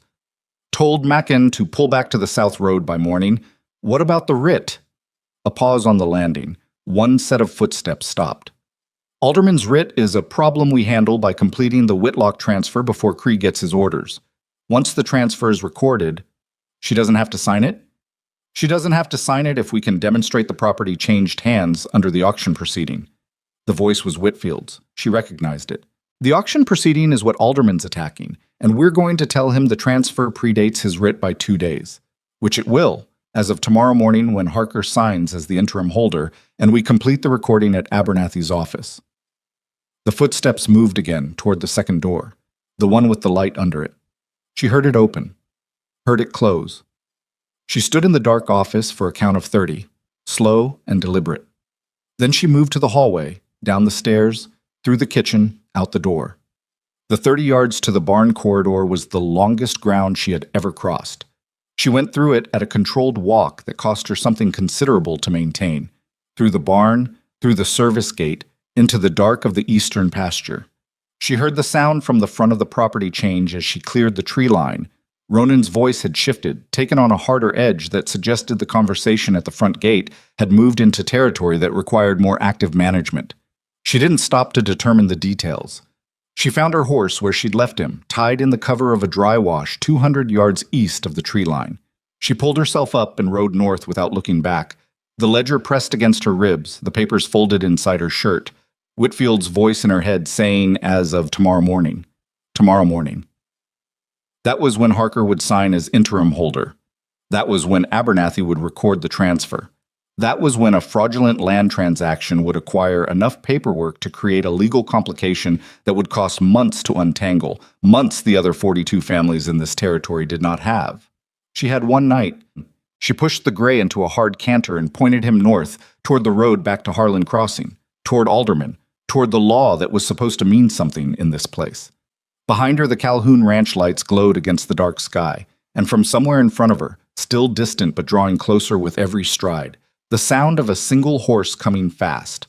Ronan, she knew, without seeing, making whatever exit from the front gate situation he'd engineered, riding to meet her in the dark. She didn't slow down. He'd catch up or he wouldn't.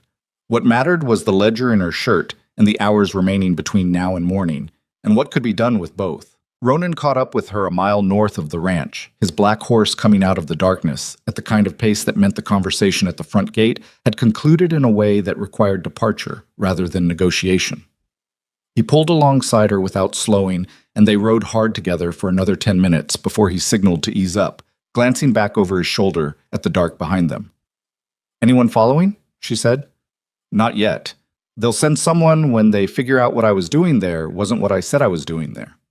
He looked at her, reading something in her posture or her face. "You got out." "I got out." She pressed her hand against her ribs where the ledger was. "And I got more than I expected." She told him while they rode. The ledger, the correspondence, the letter from the territorial legislator. She told him about standing behind the office door listening to Whitfield's voice laying out the plan to complete the land transfer by morning. When she got to that part, she felt him change pace without appearing to change pace, the way a current shifts in a river. Same surface, different pressure underneath.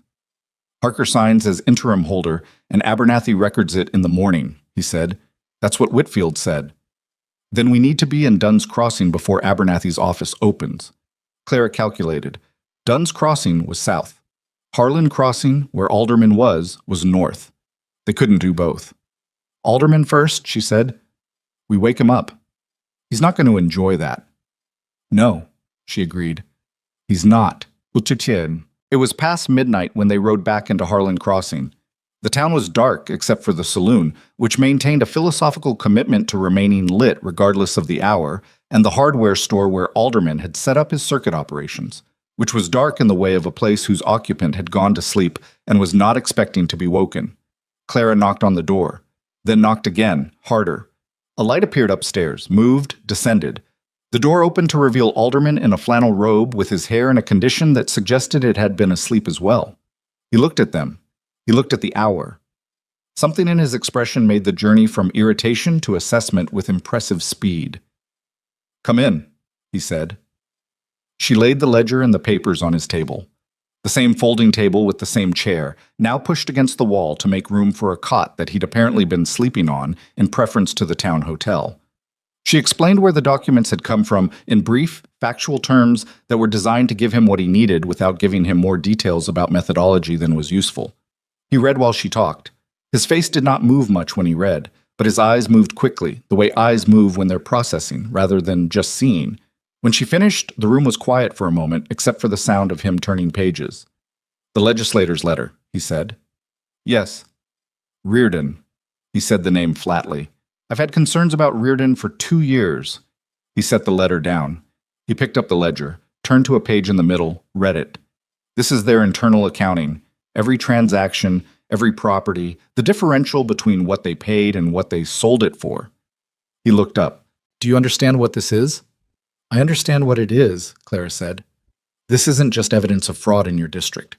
This is the full scope of the operation. 3 territories, 2 years of transactions." He set the ledger down with a care that suggested he was aware of its weight. "If this is authentic—" "It's authentic," Ronan said from the doorway, where he'd been standing without being invited to sit and without apparent concern about this. Alderman looked at him. "I'll need to verify—" "You'll verify it against the county records in Dunn's Crossing, which have been altered," Clara said, "and against the records in Vermilion County and the River Flat District, which I understand were also compromised. What you won't find is a discrepancy between what's in that ledger and what actually happened to those families, because the ledger is what actually happened. It's the true record that the altered public records were designed to obscure." Alderman looked at her for a moment. "You're asking me to act on this tonight. I'm asking you to issue an emergency injunction that prevents the recording of any land transfer involving Clara Whitlock's property or any other property named in that ledger before Marshal Cree can be notified and act." She kept her voice even. "Whitfield is completing a fraudulent transfer at Abernathy's office in Dunn's Crossing at opening of business this morning. If that transfer is recorded, it creates a legal complication that takes months to unwind. I don't have months. The 42 other families at risk in this district don't have months." Alderman sat down. He was quiet for a long moment, looking at the ledger open on the table in front of him. The lamp threw a small, warm circle of light that made the room feel smaller than it was. "I'll need to wake my clerk," he said finally. "I know," Clara said. "He's going to be very unhappy." "I expect so." Alderman looked up at her over his spectacles. "Miss Whitlock," he said, in the tone of someone who is about to say something that costs them a small effort, "you are one of the most organized people I've encountered in 30 years on the circuit bench. I mean that as the high compliment it is." He stood up.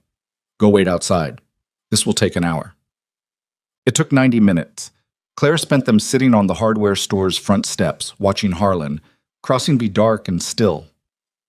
Ronan sat beside her after a while, not having been specifically invited, but also not having been told not to. He handed her something wrapped in cloth from his coat pocket, hardtack and dried meat from his saddlebag, which was not a good meal by any measure, but was food, and she hadn't eaten since the afternoon. She ate without comment. He did the same. After a while, she said, "The front gate. What did you tell them you were there for?" "Said I was looking to hire on. Heard the syndicate was taking on men for some kind of land operation." "And they believed you?" "Long enough." He was quiet for a moment. "Mackin was there." "The same Mackin from my house." "Yes, he recognized me, obviously. That's what ended the conversation." He turned the hardtack in his hands. "He's good at his job. The others might have let it go on longer, but Mackin knew within 5 minutes I wasn't there to hire on. Did it come to— No. He told me to leave, and I left." A pause. "He could have pushed it. He chose not to." Clara thought about this. "Why?" "Because Mackin does what he's paid to do, not more than that. And Whitfield hasn't paid him to start something with me specifically." He paused again. "Yet." The words sat in the air between them for a moment. "You think Whitfield will send him after us?" "I think when Whitfield finds out what happened at his ranch tonight, he'll stop being careful," Ronan said, "which is when things get less predictable." Clara finished the hardtack. The night was warm and very still, the kind of stillness that comes in the hours between midnight and dawn, when even the wind has found somewhere else to be. "The settlers," she said, "the ones in this district. We need them." Ronan looked at her. "For what?" "Alderman's injunction stops the recording. Marshal Cree enforces the writ on my property. But the syndicate doesn't go quietly, so— You said so yourself once Whitfield stops being careful." She looked at him. A marshal and a judge and a woman with a ledger is not enough to make men like Whitfield stand down. He has hired guns. He has money. He has a legislator who has been promising him protection. She turned to face him more directly. But if the settlers in this district are willing to stand up publicly, if they're willing to put their names on statements, ride into Dunn's Crossing and be seen, it changes the calculation. It's not one woman against an organization. It's a community against a criminal enterprise in front of a court that can't look away. Ronan was quiet, looking at the dark street. "You've seen this work," she said. "You told me about Ida Crane and River Flat." "I've seen it work once," he said carefully. "I've also seen people who were willing enough in private discover that public visibility is a different matter." "I know." She looked down at her hands. "Porter Gibbs sold because he had 3 kids and a burned barn. The Hargroves left because their son lost the use of 2 fingers. These people have real reasons to be afraid." She paused. "But they also still live here. Whatever land they have left, they still have it. And if the syndicate finishes what it started, they won't have that either," he said. "No." The hardware store door opened behind them. An alderman's clerk emerged with the bleary expression of someone who has been woken in the middle of the night to do legal drafting and has complicated feelings about this. He handed Clara a sealed document without speaking and went back inside. She looked at the seal. She put it in the tin box. "Dunn's Crossing," she said. "We ride now and we get there before Abernathy's office opens." "That's a hard ride in the dark." "I know." Ronan stood up. He looked down at her for a moment with that expression she'd come to recognize as the one he wore when he was accepting something. Not reluctantly, but not without full awareness of what he was accepting. "I know where most of the settlers in this district live," he said. "I've been through this area long enough. If we split, you go to Dunn's Crossing with the injunction. I ride to the homesteads and start talking to people." "Alone?" she said. "You walk up to people's doors at dawn and tell them to come to Dunn's Crossing?" "You have a better argument for convincing them than I do," he said. "But you're also the only person who can present those documents to Abernathy and make it stick. You know those papers. You know what they mean and which piece answers which question." He paused. "I'll tell the settlers to come. Whether they come is up to them." She looked at him for a moment. It was a reasonable division of effort, and she knew it, and she also knew that splitting up meant they were each operating alone, without the specific utility of having someone who had been solving problems alongside her for the past 3 days. She'd been alone before all of this. She knew how to be alone. "If you run into Mackin before this is resolved," she said, "I'll manage." "That's not an answer." "It's the answer I have," he said, which was honest at least. "Clara." Again with the name, the same careful placement as before. "Go to Dunn's Crossing. Don't wait for me." She held his eyes for a moment. Then she got on her horse. She rode south hard, and the dark thinned as she rode, the sky going through its reluctant gradations toward a dawn that arrived not beautifully, but practically. Gray first, then a dirty yellow on the eastern edge, then something approaching light. She pushed the gray as hard as she dared on road that was still more shadow than visible, and the gray gave her what she asked for without complaint, which was the kind of partnership she'd come to rely on and appreciate in the way you appreciate things only when the circumstances have stripped away the luxury of taking them for granted. She reached Dunn's Crossing as the town was doing its earliest stirring, smoke from a breakfast fire somewhere, the sound of a horse being brought to water. The dry goods store still shuttered. Abernathy's office, which occupied the same building as the county records, was dark. She rode to Mabel Pruitt's laundry, which was at the east end of the main street, and which she knew from Mabel's nature and her work schedule would not be closed, regardless of the hour. Mabel opened the door before Clara had finished knocking, looked her up and down once with those comprehensive eyes, and said, "You look like 3 days of bad road." "That's approximately accurate," Clara said. "I need to talk fast, and I need you to listen." "When have I ever done otherwise?" Mabel said, and stepped back to let her in. Clara talked fast. Mabel listened, and the quality of her listening was that of someone assembling something as the pieces came in, not just receiving, but building. When Clara showed her the ledger, opened to the pages with the Dunn's Crossing district transactions, the familiar names, the brutal differential between what people had been paid and what the syndicate had taken in, Mabel's face did something controlled and precise that was more frightening than anger.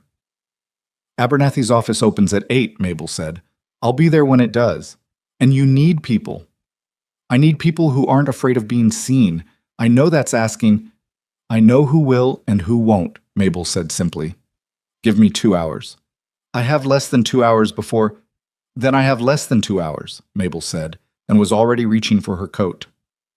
Abernathy arrived at his office at 5 minutes past 8 to find Clara Whitlock standing on his front step with a sealed injunction from Judge Alderman and an expression he apparently found difficult to look at directly because he didn't. He unlocked the door without speaking and went inside, and she followed him. The injunction prohibits the recording of any land transfer involving the following properties, she said, and read him the list from memory because she'd spent the last 2 hours committing it to memory since the document itself was going back in the tin box and staying there. Including my property, the Whitlock 43 acres. Any attempt to record such a transfer before this injunction is lifted by Judge Alderman's court is a contempt charge, Mr. Abernathy. Abernathy sat behind his desk and looked at the injunction she'd placed in front of him. He was a mousy man, and he looked mousy now. Smaller than the furniture, smaller than the situation, visibly calculating something in the way of a man trying to determine which of several bad outcomes is least bad. Parker is coming in this morning, he said, almost to himself. I know, Clara said. When he comes in, you'll show him that document. Abernathy looked up at her. Miss Whitlock, the syndicate has a ledger that is currently in the possession of Judge Alderman's Circuit Court, documenting every fraudulent transaction they have conducted in 3 territories over 2 years, she said, including the alteration of county records in this office, including, Mr. Abernathy, your signature on documents that you and I both know you understood to be fraudulent when you signed them. The color left Abernathy's face in a way that was almost interesting from a purely observational standpoint. That ledger, Clara continued, keeping her voice the same even temperature it had been through all of this, can be presented to a court as evidence against the syndicate, in which case your involvement is examined in the context of an organization that coerced your cooperation, or it can be presented as evidence against every individual who participated, including those who cooperated voluntarily. She paused. I'm not a lawyer, and I'm not offering you legal advice. I'm telling you what the document says and letting you determine what that means for you. Abernathy looked at the injunction. He looked at her. He looked at the injunction again. I'll record the injunction, he said quietly. Thank you, she said. She was at the door when he spoke again. Miss Whitlock. She stopped. The county tax records, the ones that were altered. He hesitated in the way of someone stepping off something with no certainty about what's below. I have the originals, the unaltered versions. They made me change them, but I kept copies. I've had them since February. I didn't know what to do with them. Clara turned around. She looked at Abernathy, who was looking at his desk, and she thought about the ways that people end up inside situations they didn't choose and find no clean way out of. She thought about Porter Gibbs, who had sold because of 3 kids in a burned barn. She thought about the 11 families in Vermilion County. Give them to Judge Alderman, she said, today. Don't wait. He nodded once, still looking at his desk. She left. The settlers came. Not all of them. That would have been too simple, and nothing about this had been simple. But enough. Mabel had moved through the dawn hours of Dunn's Crossing with the efficiency of someone who had been the information center of this community for decades and knew exactly which doors to knock on and what to say at each one. Porter Gibbs came, which surprised Clara, and then didn't. He arrived on his sway-backed roan, looking like a man who had been arguing with himself since before sunrise, and had arrived at a conclusion that cost him something, but that he'd reached anyway. He had his oldest boy with him, 15, riding a pony that was too small for him. The Hargroves' eldest son came, the one who had lost the use of 2 fingers. He rode one-handed and didn't mention it, and nobody else mentioned it either. 3 farming families from the north end of the district came in a wagon together. An old woman named Drusilla Fent, who nobody had expected, rode in alone on a mule with a shotgun across her knees, and an expression that suggested she had opinions about how this territory had been run and had been waiting for an appropriate moment to express them. A former deputy named Cole, who had lost his position 6 months ago under circumstances that were now, in retrospect, transparently related to his refusal to participate in what Dolan was doing, came on foot from his rented room above the feed store. He came in his old deputy's vest, which no longer meant anything official but which he'd put on anyway, and Clara thought that was the most human thing she'd seen in 3 days. By mid-morning, there were 23 people gathered in the open space in front of Abernathy's office, which was not 40, but was 23 more than had stood up on the day of the auction. And it was enough to fill the street in a way that Dolan, arriving at his usual time, looked at with visible consternation before retreating back the way he'd come. Marshal Cree arrived at 11. He was a thin man with a careful manner and the specific kind of authority that comes from spending years doing a difficult job without corruption, which produces in a person something neither dramatic nor weak, but simply durable. He read Alderman's original writ. He read the injunction. He looked at the assembled settlers. He looked at Clara. "Your property on the South Road," he said. "Yes. I'll send 2 deputies this afternoon to remove the men stationed there." "Whitfield will push back," she said. "Whitfield can push back in court," Cree said. "That's what courts are for." It was a reasonable answer, and she knew it, and she also knew it wasn't the end of anything. It was a point on a line, an important point, but a point. Whitfield still had money, and hired men, and a legislator who had been expecting to profit from all of this. Those things didn't disappear because a marshal read a writ and a group of settlers stood in a street. She was thinking about this when she heard the commotion at the south end of the main street. 4 riders coming in fast. She recognized the configuration from the men Sellers had described. Syndicate outriders, the kind brought in specifically for this kind of operation. They pulled up short when they saw the crowd and the marshal and 2 of Cree's deputies who had materialized at some point in the last 20 minutes without fanfare. One of the riders was Whitfield. He looked different in the daylight of Dunn's Crossing's main street, with 23 settlers and a marshal and a former deputy and an old woman on a mule arranged between him and the county clerk's office. He looked like a man looking at an arithmetic problem that had come out wrong, and the specific quality of his stillness was the stillness of someone recalculating. Clara walked toward him. She was aware of people watching. She was aware of the distance closing between her and the man who had sat at her kitchen table offering her $400 for her father's land, who had sent men to cripple her horses, who had built a machine designed to dismantle 43 families' lives for profit. She was aware of all of that, and she kept walking. "The county records are being reviewed by Judge Alderman's court," she said when she was close enough that she didn't need to raise her voice. "The ledger from your office at Calhoun Ranch is in his possession. The correspondence with Legislator Reardon is in his possession. The original unaltered tax records from this county are in his possession." She stopped 8 feet from his horse. "You don't have anything left to record, Mr. Whitfield." Whitfield looked at her for a long moment. His face had that quality she'd noticed at her kitchen table, the fixed expression that was doing structural work, holding something underneath. But the structure was showing stress now. She could see it in the jaw, in the way the mouth was slightly too controlled. "This isn't over," he said. "No," she agreed. "It goes to court, which is where it should have been from the start." "Courts take time," he said, and there was something in it. Not a threat exactly, more like a statement of position, a reminder that the game had not ended just because the board had changed. "They do," she said. "You should get a good lawyer." She turned and walked back toward the settlers, and the specific silence of the street behind her was the silence of a situation that has not resolved but has shifted, has moved from one kind of danger into another kind that is slower and more governed and more likely to produce something that holds. She didn't look back at Whitfield. Looking back wasn't useful, and she didn't engage in things that weren't useful. Porter Gibbs was standing near the front of the group. When she reached him, he said quietly, "I'm sorry for selling." She looked at him. He had the look of a man who had been carrying something heavy and had just set it down and wasn't sure yet whether putting it down made him feel better or worse. "I know why you did," she said. "That's not the same as—" "No," she said. "It's not." She paused. "Being here today helps." He nodded, looking at the ground, and then at his oldest boy on the too small pony, and then somewhere in between. It wasn't forgiveness exactly. She wasn't sure she had forgiveness to give, or that what Porter had done required it rather than simply understanding it. But it was something.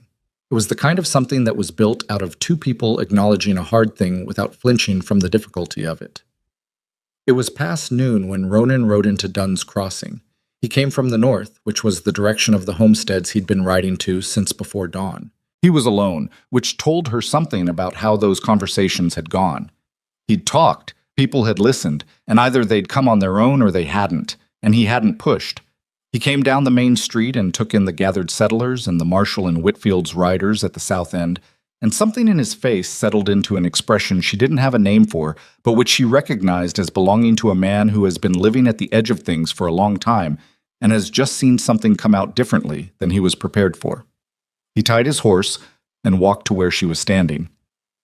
Abernathy, he said. Cooperating, he had the original records. Marshal Cree? Here, writs in hand. He looked at the crowd. He looked at Whitfield, still on his horse at the south end of the street, talking to one of his riders in a low voice. He looked at old Drusilla Fent on her mule with the shotgun across her knees. 23 people, he said. 23, she said. That's more than I expected. Me too, she admitted. He was quiet for a moment. Then, from the south end of the street, Whitfield spoke.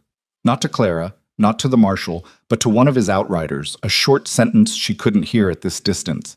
The rider turned his horse. Ronan went very still in the specific way he went still when he was paying attention to something others might miss. Mackin, Ronan said quietly, south side of the feed store. Clara looked. She saw him. A man she hadn't seen before, positioned where the building's shadow crossed the alley's mouth, watching the street with a particular quality of attention that was different from the ordinary watching of bystanders. Watching Ronan. Is he going to be a problem? She said, equally quiet. Ronan considered this with the same honesty he brought to most things. That depends on what Whitfield tells him to do next. And if Whitfield tells him to do something we don't want him to do? Then I handle it, Ronan said. She looked at him sideways. That's not an answer. Still the only one I have, he said, and this time something in his voice was different, something that might have been, distantly and improbably, the edge of a thing that wasn't quite a smile, but was what a smile looked like when it was being built out of difficult materials. Marshal Cree crossed the street toward Whitfield, and the crowd shifted to watch, and the afternoon sun came down on Dunn's Crossing's main street with the indifferent heat of a summer that didn't care about any of this one way or another. Clara stood in it and watched and waited, with the tin box in her hands and 23 people behind her, and whatever came next already on its way toward them, down the long, hard road that didn't end here, but had, at least, reached a place where the ground was different than it had been. McKen moved first, not toward Clara, not toward the marshal, toward Ronan, which was the only direction that made sense given everything Mackin knew and everything Whitfield had just told him in that short sentence at the south end of the street. Clara saw it happen in the specific slow-motion way that danger sometimes presents itself, where your eyes process the information faster than the rest of you can respond. Mackin stepped out of the feed store's shadow with his hand already moving, and Ronan turned as though he'd been watching the alley the entire time, which he probably had. What happened in the next 30 seconds was not clean or cinematic. It was two men who both knew what they were doing, trying to do it faster than the other one, in the dirt of a frontier street, in front of 23 settlers and a marshal who was still 20 yards away with his attention on Whitfield. Mackin was fast.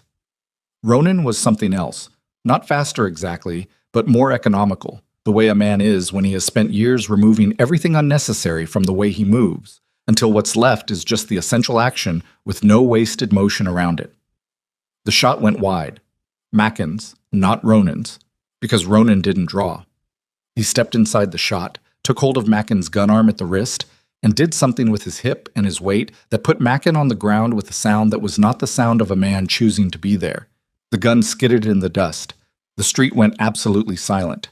Mackin lay in the dirt looking up at the sky for a moment.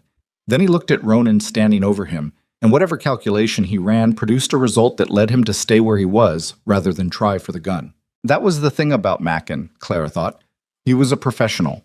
Professionals knew when the math had stopped working in their favor.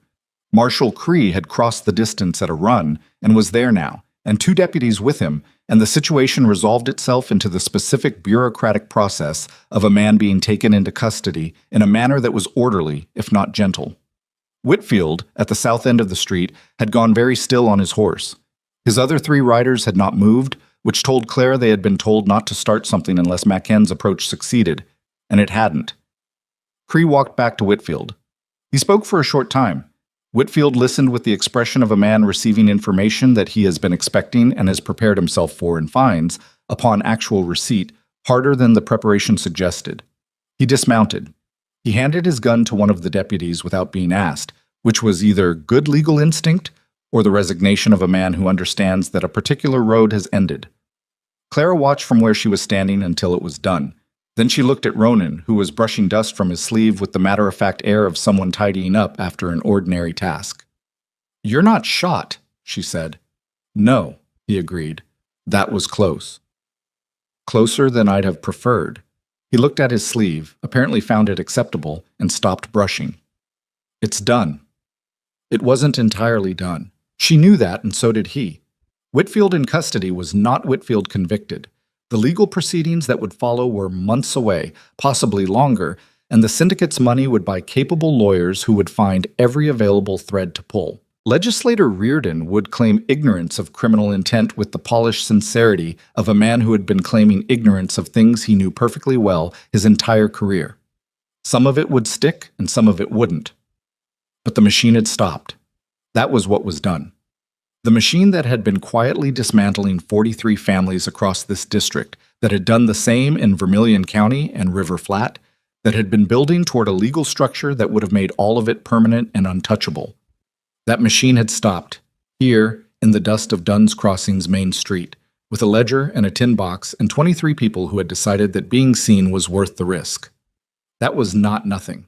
That was, in fact, the specific thing that mattered most. The proceedings before Alderman's Court took 3 days, which was fast by any legal standard, in which Clara attributed partly to the completeness of the documentation and partly to Alderman himself, who conducted his circuit court with the focused efficiency of a man who had limited time and unlimited irritation with people who wasted it. Whitfield's lawyer arrived from the territorial capital on the second day and spent most of his time objecting to things that Alderman overruled with the patient implacability of a river overruling a stone. The fraudulent tax records, the altered county documents, the ledger, Abernathy's original copies, the legislator's letter. Assembled together, they told a story that didn't require interpretation. They simply required reading. Alderman read them and issued his findings on the afternoon of the third day. The auction proceeding was declared void, the fraudulent land transfers were invalidated across all 3 districts, and the matter of Legislator Reardon was referred to the Territorial Assembly for investigation, which was not the same as accountability, but was closer to it than Reardon had been 24 hours earlier. Whitfield was remanded to the territorial prison pending a full trial on charges that included fraud, conspiracy, and criminal coercion. His lawyers would work on that for the better part of a year. Clara followed the proceedings through letters and occasional newspaper accounts, and the outcome, when it came, was partial in the way that legal outcomes usually are. Whitfield convicted on the fraud charges. The coercion charges reduced through a plea arrangement, sentenced to 7 years, of which he would likely serve 5. Not everything she might have wanted, more than she'd had standing on that platform with her hands tied. Abernathy kept his position, on conditions. Marshal Cree's recommendation, which surprised her until she thought about it more carefully, a clerk with guilty knowledge of how the system had been corrupted, was more useful inside the system, repentant and watchful, than outside it, resentful. She wasn't certain this was right. She was certain it was practical. Reardon resigned from the Territorial Assembly before the investigation concluded. He retired to some unspecified location and was not heard from in public again, which was not justice, but was a species of consequence, and consequence was what was available. What? She went home on the 4th day after the proceedings. Marshal Cree's deputies had removed the syndicate's men from her property 2 days earlier, and she knew this, but knowing it and seeing it were different things. She rode up the South Road on the Big Gray, who had carried her through all of it, and was moving with the easy patience of a horse that has decided it has seen enough drama for one season, and she came around the last curve in the road and saw her house. It was standing. That was the first thing. It was standing and intact, which she had not entirely taken for granted during the days in Harlan Crossing and Dunn's Crossing, when her attention had been on everything except the physical fact of the building. Someone had left the front door ajar. And the sight of that open door, her door, standing open in the morning sun on her father's land, did something to her chest that she decided not to examine in detail and simply let happen. She rode to the barn first, practical things first. She unsaddled the gray and rubbed him down properly, with an actual cloth this time, and gave him grain and fresh water, and spent a few minutes with her hand on his neck, not doing anything in particular, just standing in her barn, which smelled of her barn, and had her tools hung on the wall where she'd hung them. Then she went to the house.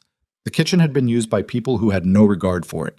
The stove had residue on it, the table had been moved, There were boot marks on the floorboards that weren't hers. The floorboard near the stove, the third one from the east wall, had been pulled up and left beside the hole, which meant someone had found it eventually. She stood looking at the empty space where the tin had been and felt something that was almost amusement, in the dark, dry way of a person who can see the full arc of a thing and recognize where the irony lives in it. They'd found the hiding place after she'd already emptied it. The horse bolted, then they found the empty stall. She put the board back. She cleaned the stove. She moved the table back to where it belonged. These were small acts, and she knew they were small, but there is a particular quality to reclaiming a space through ordinary maintenance, through the deliberate restoration of the unremarkable, that larger gestures don't accomplish. She wasn't restoring anything grand.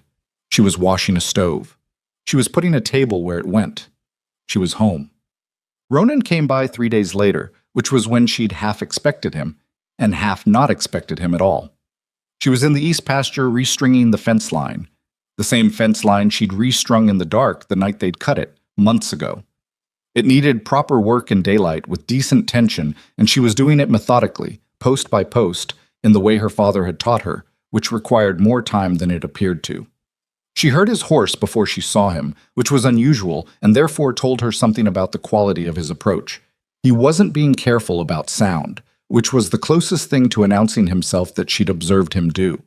She looked up and he was riding across the pasture toward her on the black horse, unhurried, in the late afternoon light that made everything on this land look like it meant something.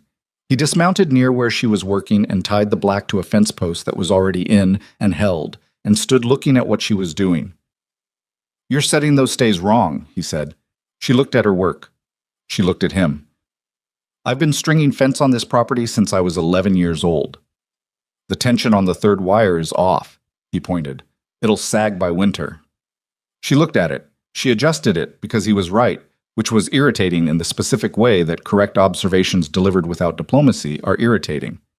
She didn't tell him he was right. She thought he probably knew.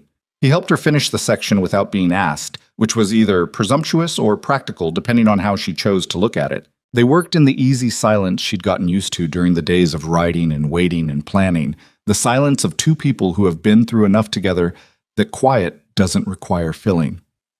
When they finished, she gathered her tools, and they walked back toward the house through the evening, the gray and the black following at a loose lead. The creek was audible from the east end of the property.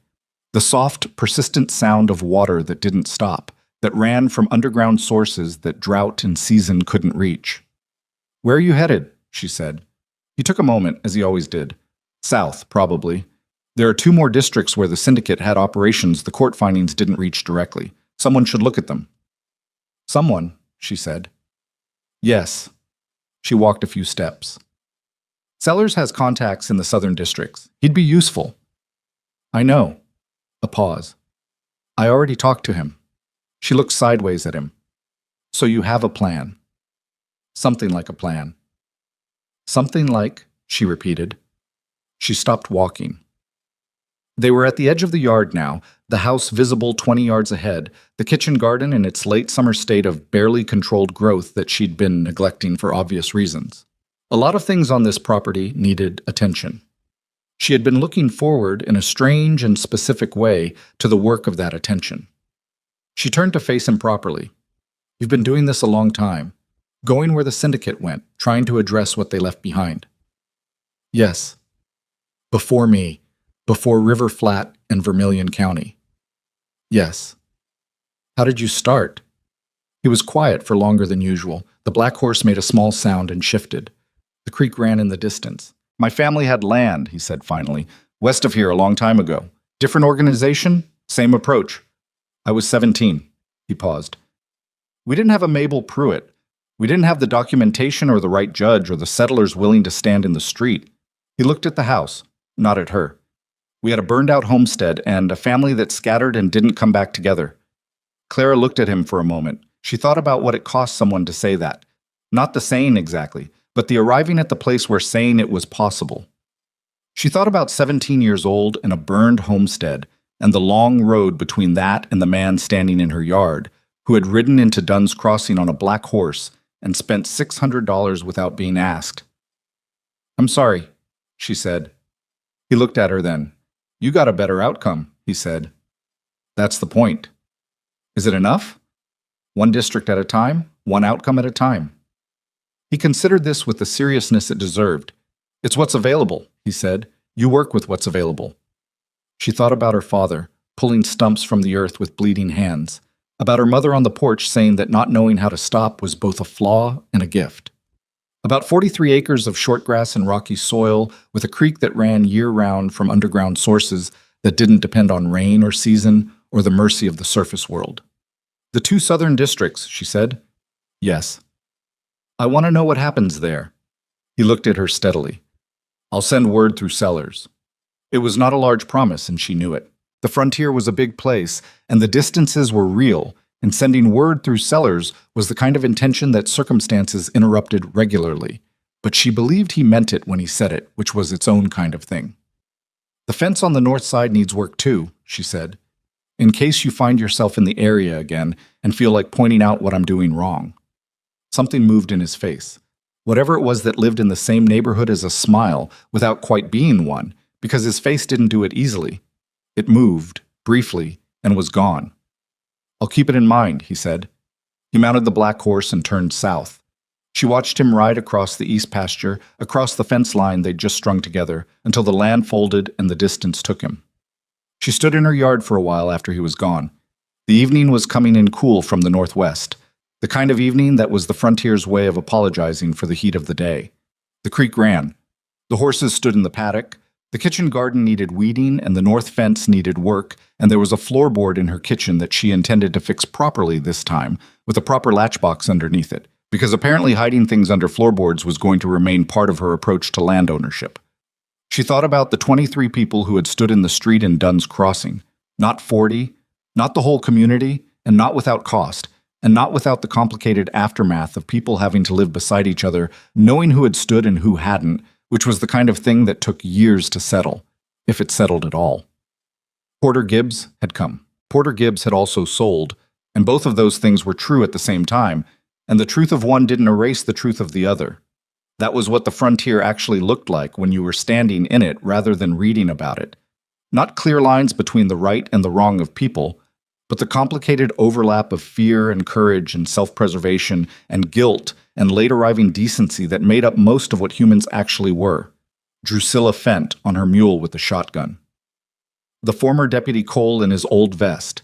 The Hargroves' son with 2 fingers that didn't work right. They hadn't come because it was safe. They'd come because something in them had decided that the alternative was worse. Not just practically, but in the way that matters more. The way you have to live inside yourself afterward. That was the thing worth holding on to, she thought. Not the outcome, which was imperfect and partial and subject to the slow erosion of time and legal maneuvering. Not the victory, which was real but not complete and would never be entirely complete because nothing was. The thing worth holding was the moment of decision, when ordinary people with real reasons to be afraid decided that showing up mattered more than staying safe. You couldn't build much on fear. You could build a great deal on that. She went inside. She lit the lamp. She started a fire in the stove that still had someone else's residue on it, because the fire was hers now and would make the stove hers again, one use at a time. She put water on for coffee, real coffee. She'd bought it in Harlan Crossing. She'd been looking forward to it for 3 days. While the water heated, she sat at her kitchen table, which was back where it belonged, and looked at the room that was hers again. The herbs on the shelf above the stove. The crack in the east wall that had been there since the winter she was 9, and she'd kept meaning to plaster, and hadn't. The window over the basin that looked out at the paddock and beyond it, just visible in the last of the evening light, the line of fence that needed work on the north side. There was so much to do. There was always, on a working piece of land, more to do than could be done in the available time. That was not a complaint. That was the nature of a living thing. It required ongoing effort, constant attention, the willingness to show up every morning and do what the day required. It was relentless, and it was real, and it was hers. The water came to a boil. She made the coffee. She drank it at her table, in her kitchen, on her father's land, while the frontier dark gathered outside and the creek ran on in the distance, steady and indifferent and permanent, fed from somewhere deep below the surface where the weather couldn't reach it, and the seasons couldn't touch it, and no one, as long as she had anything to say about it, would ever take it from her again.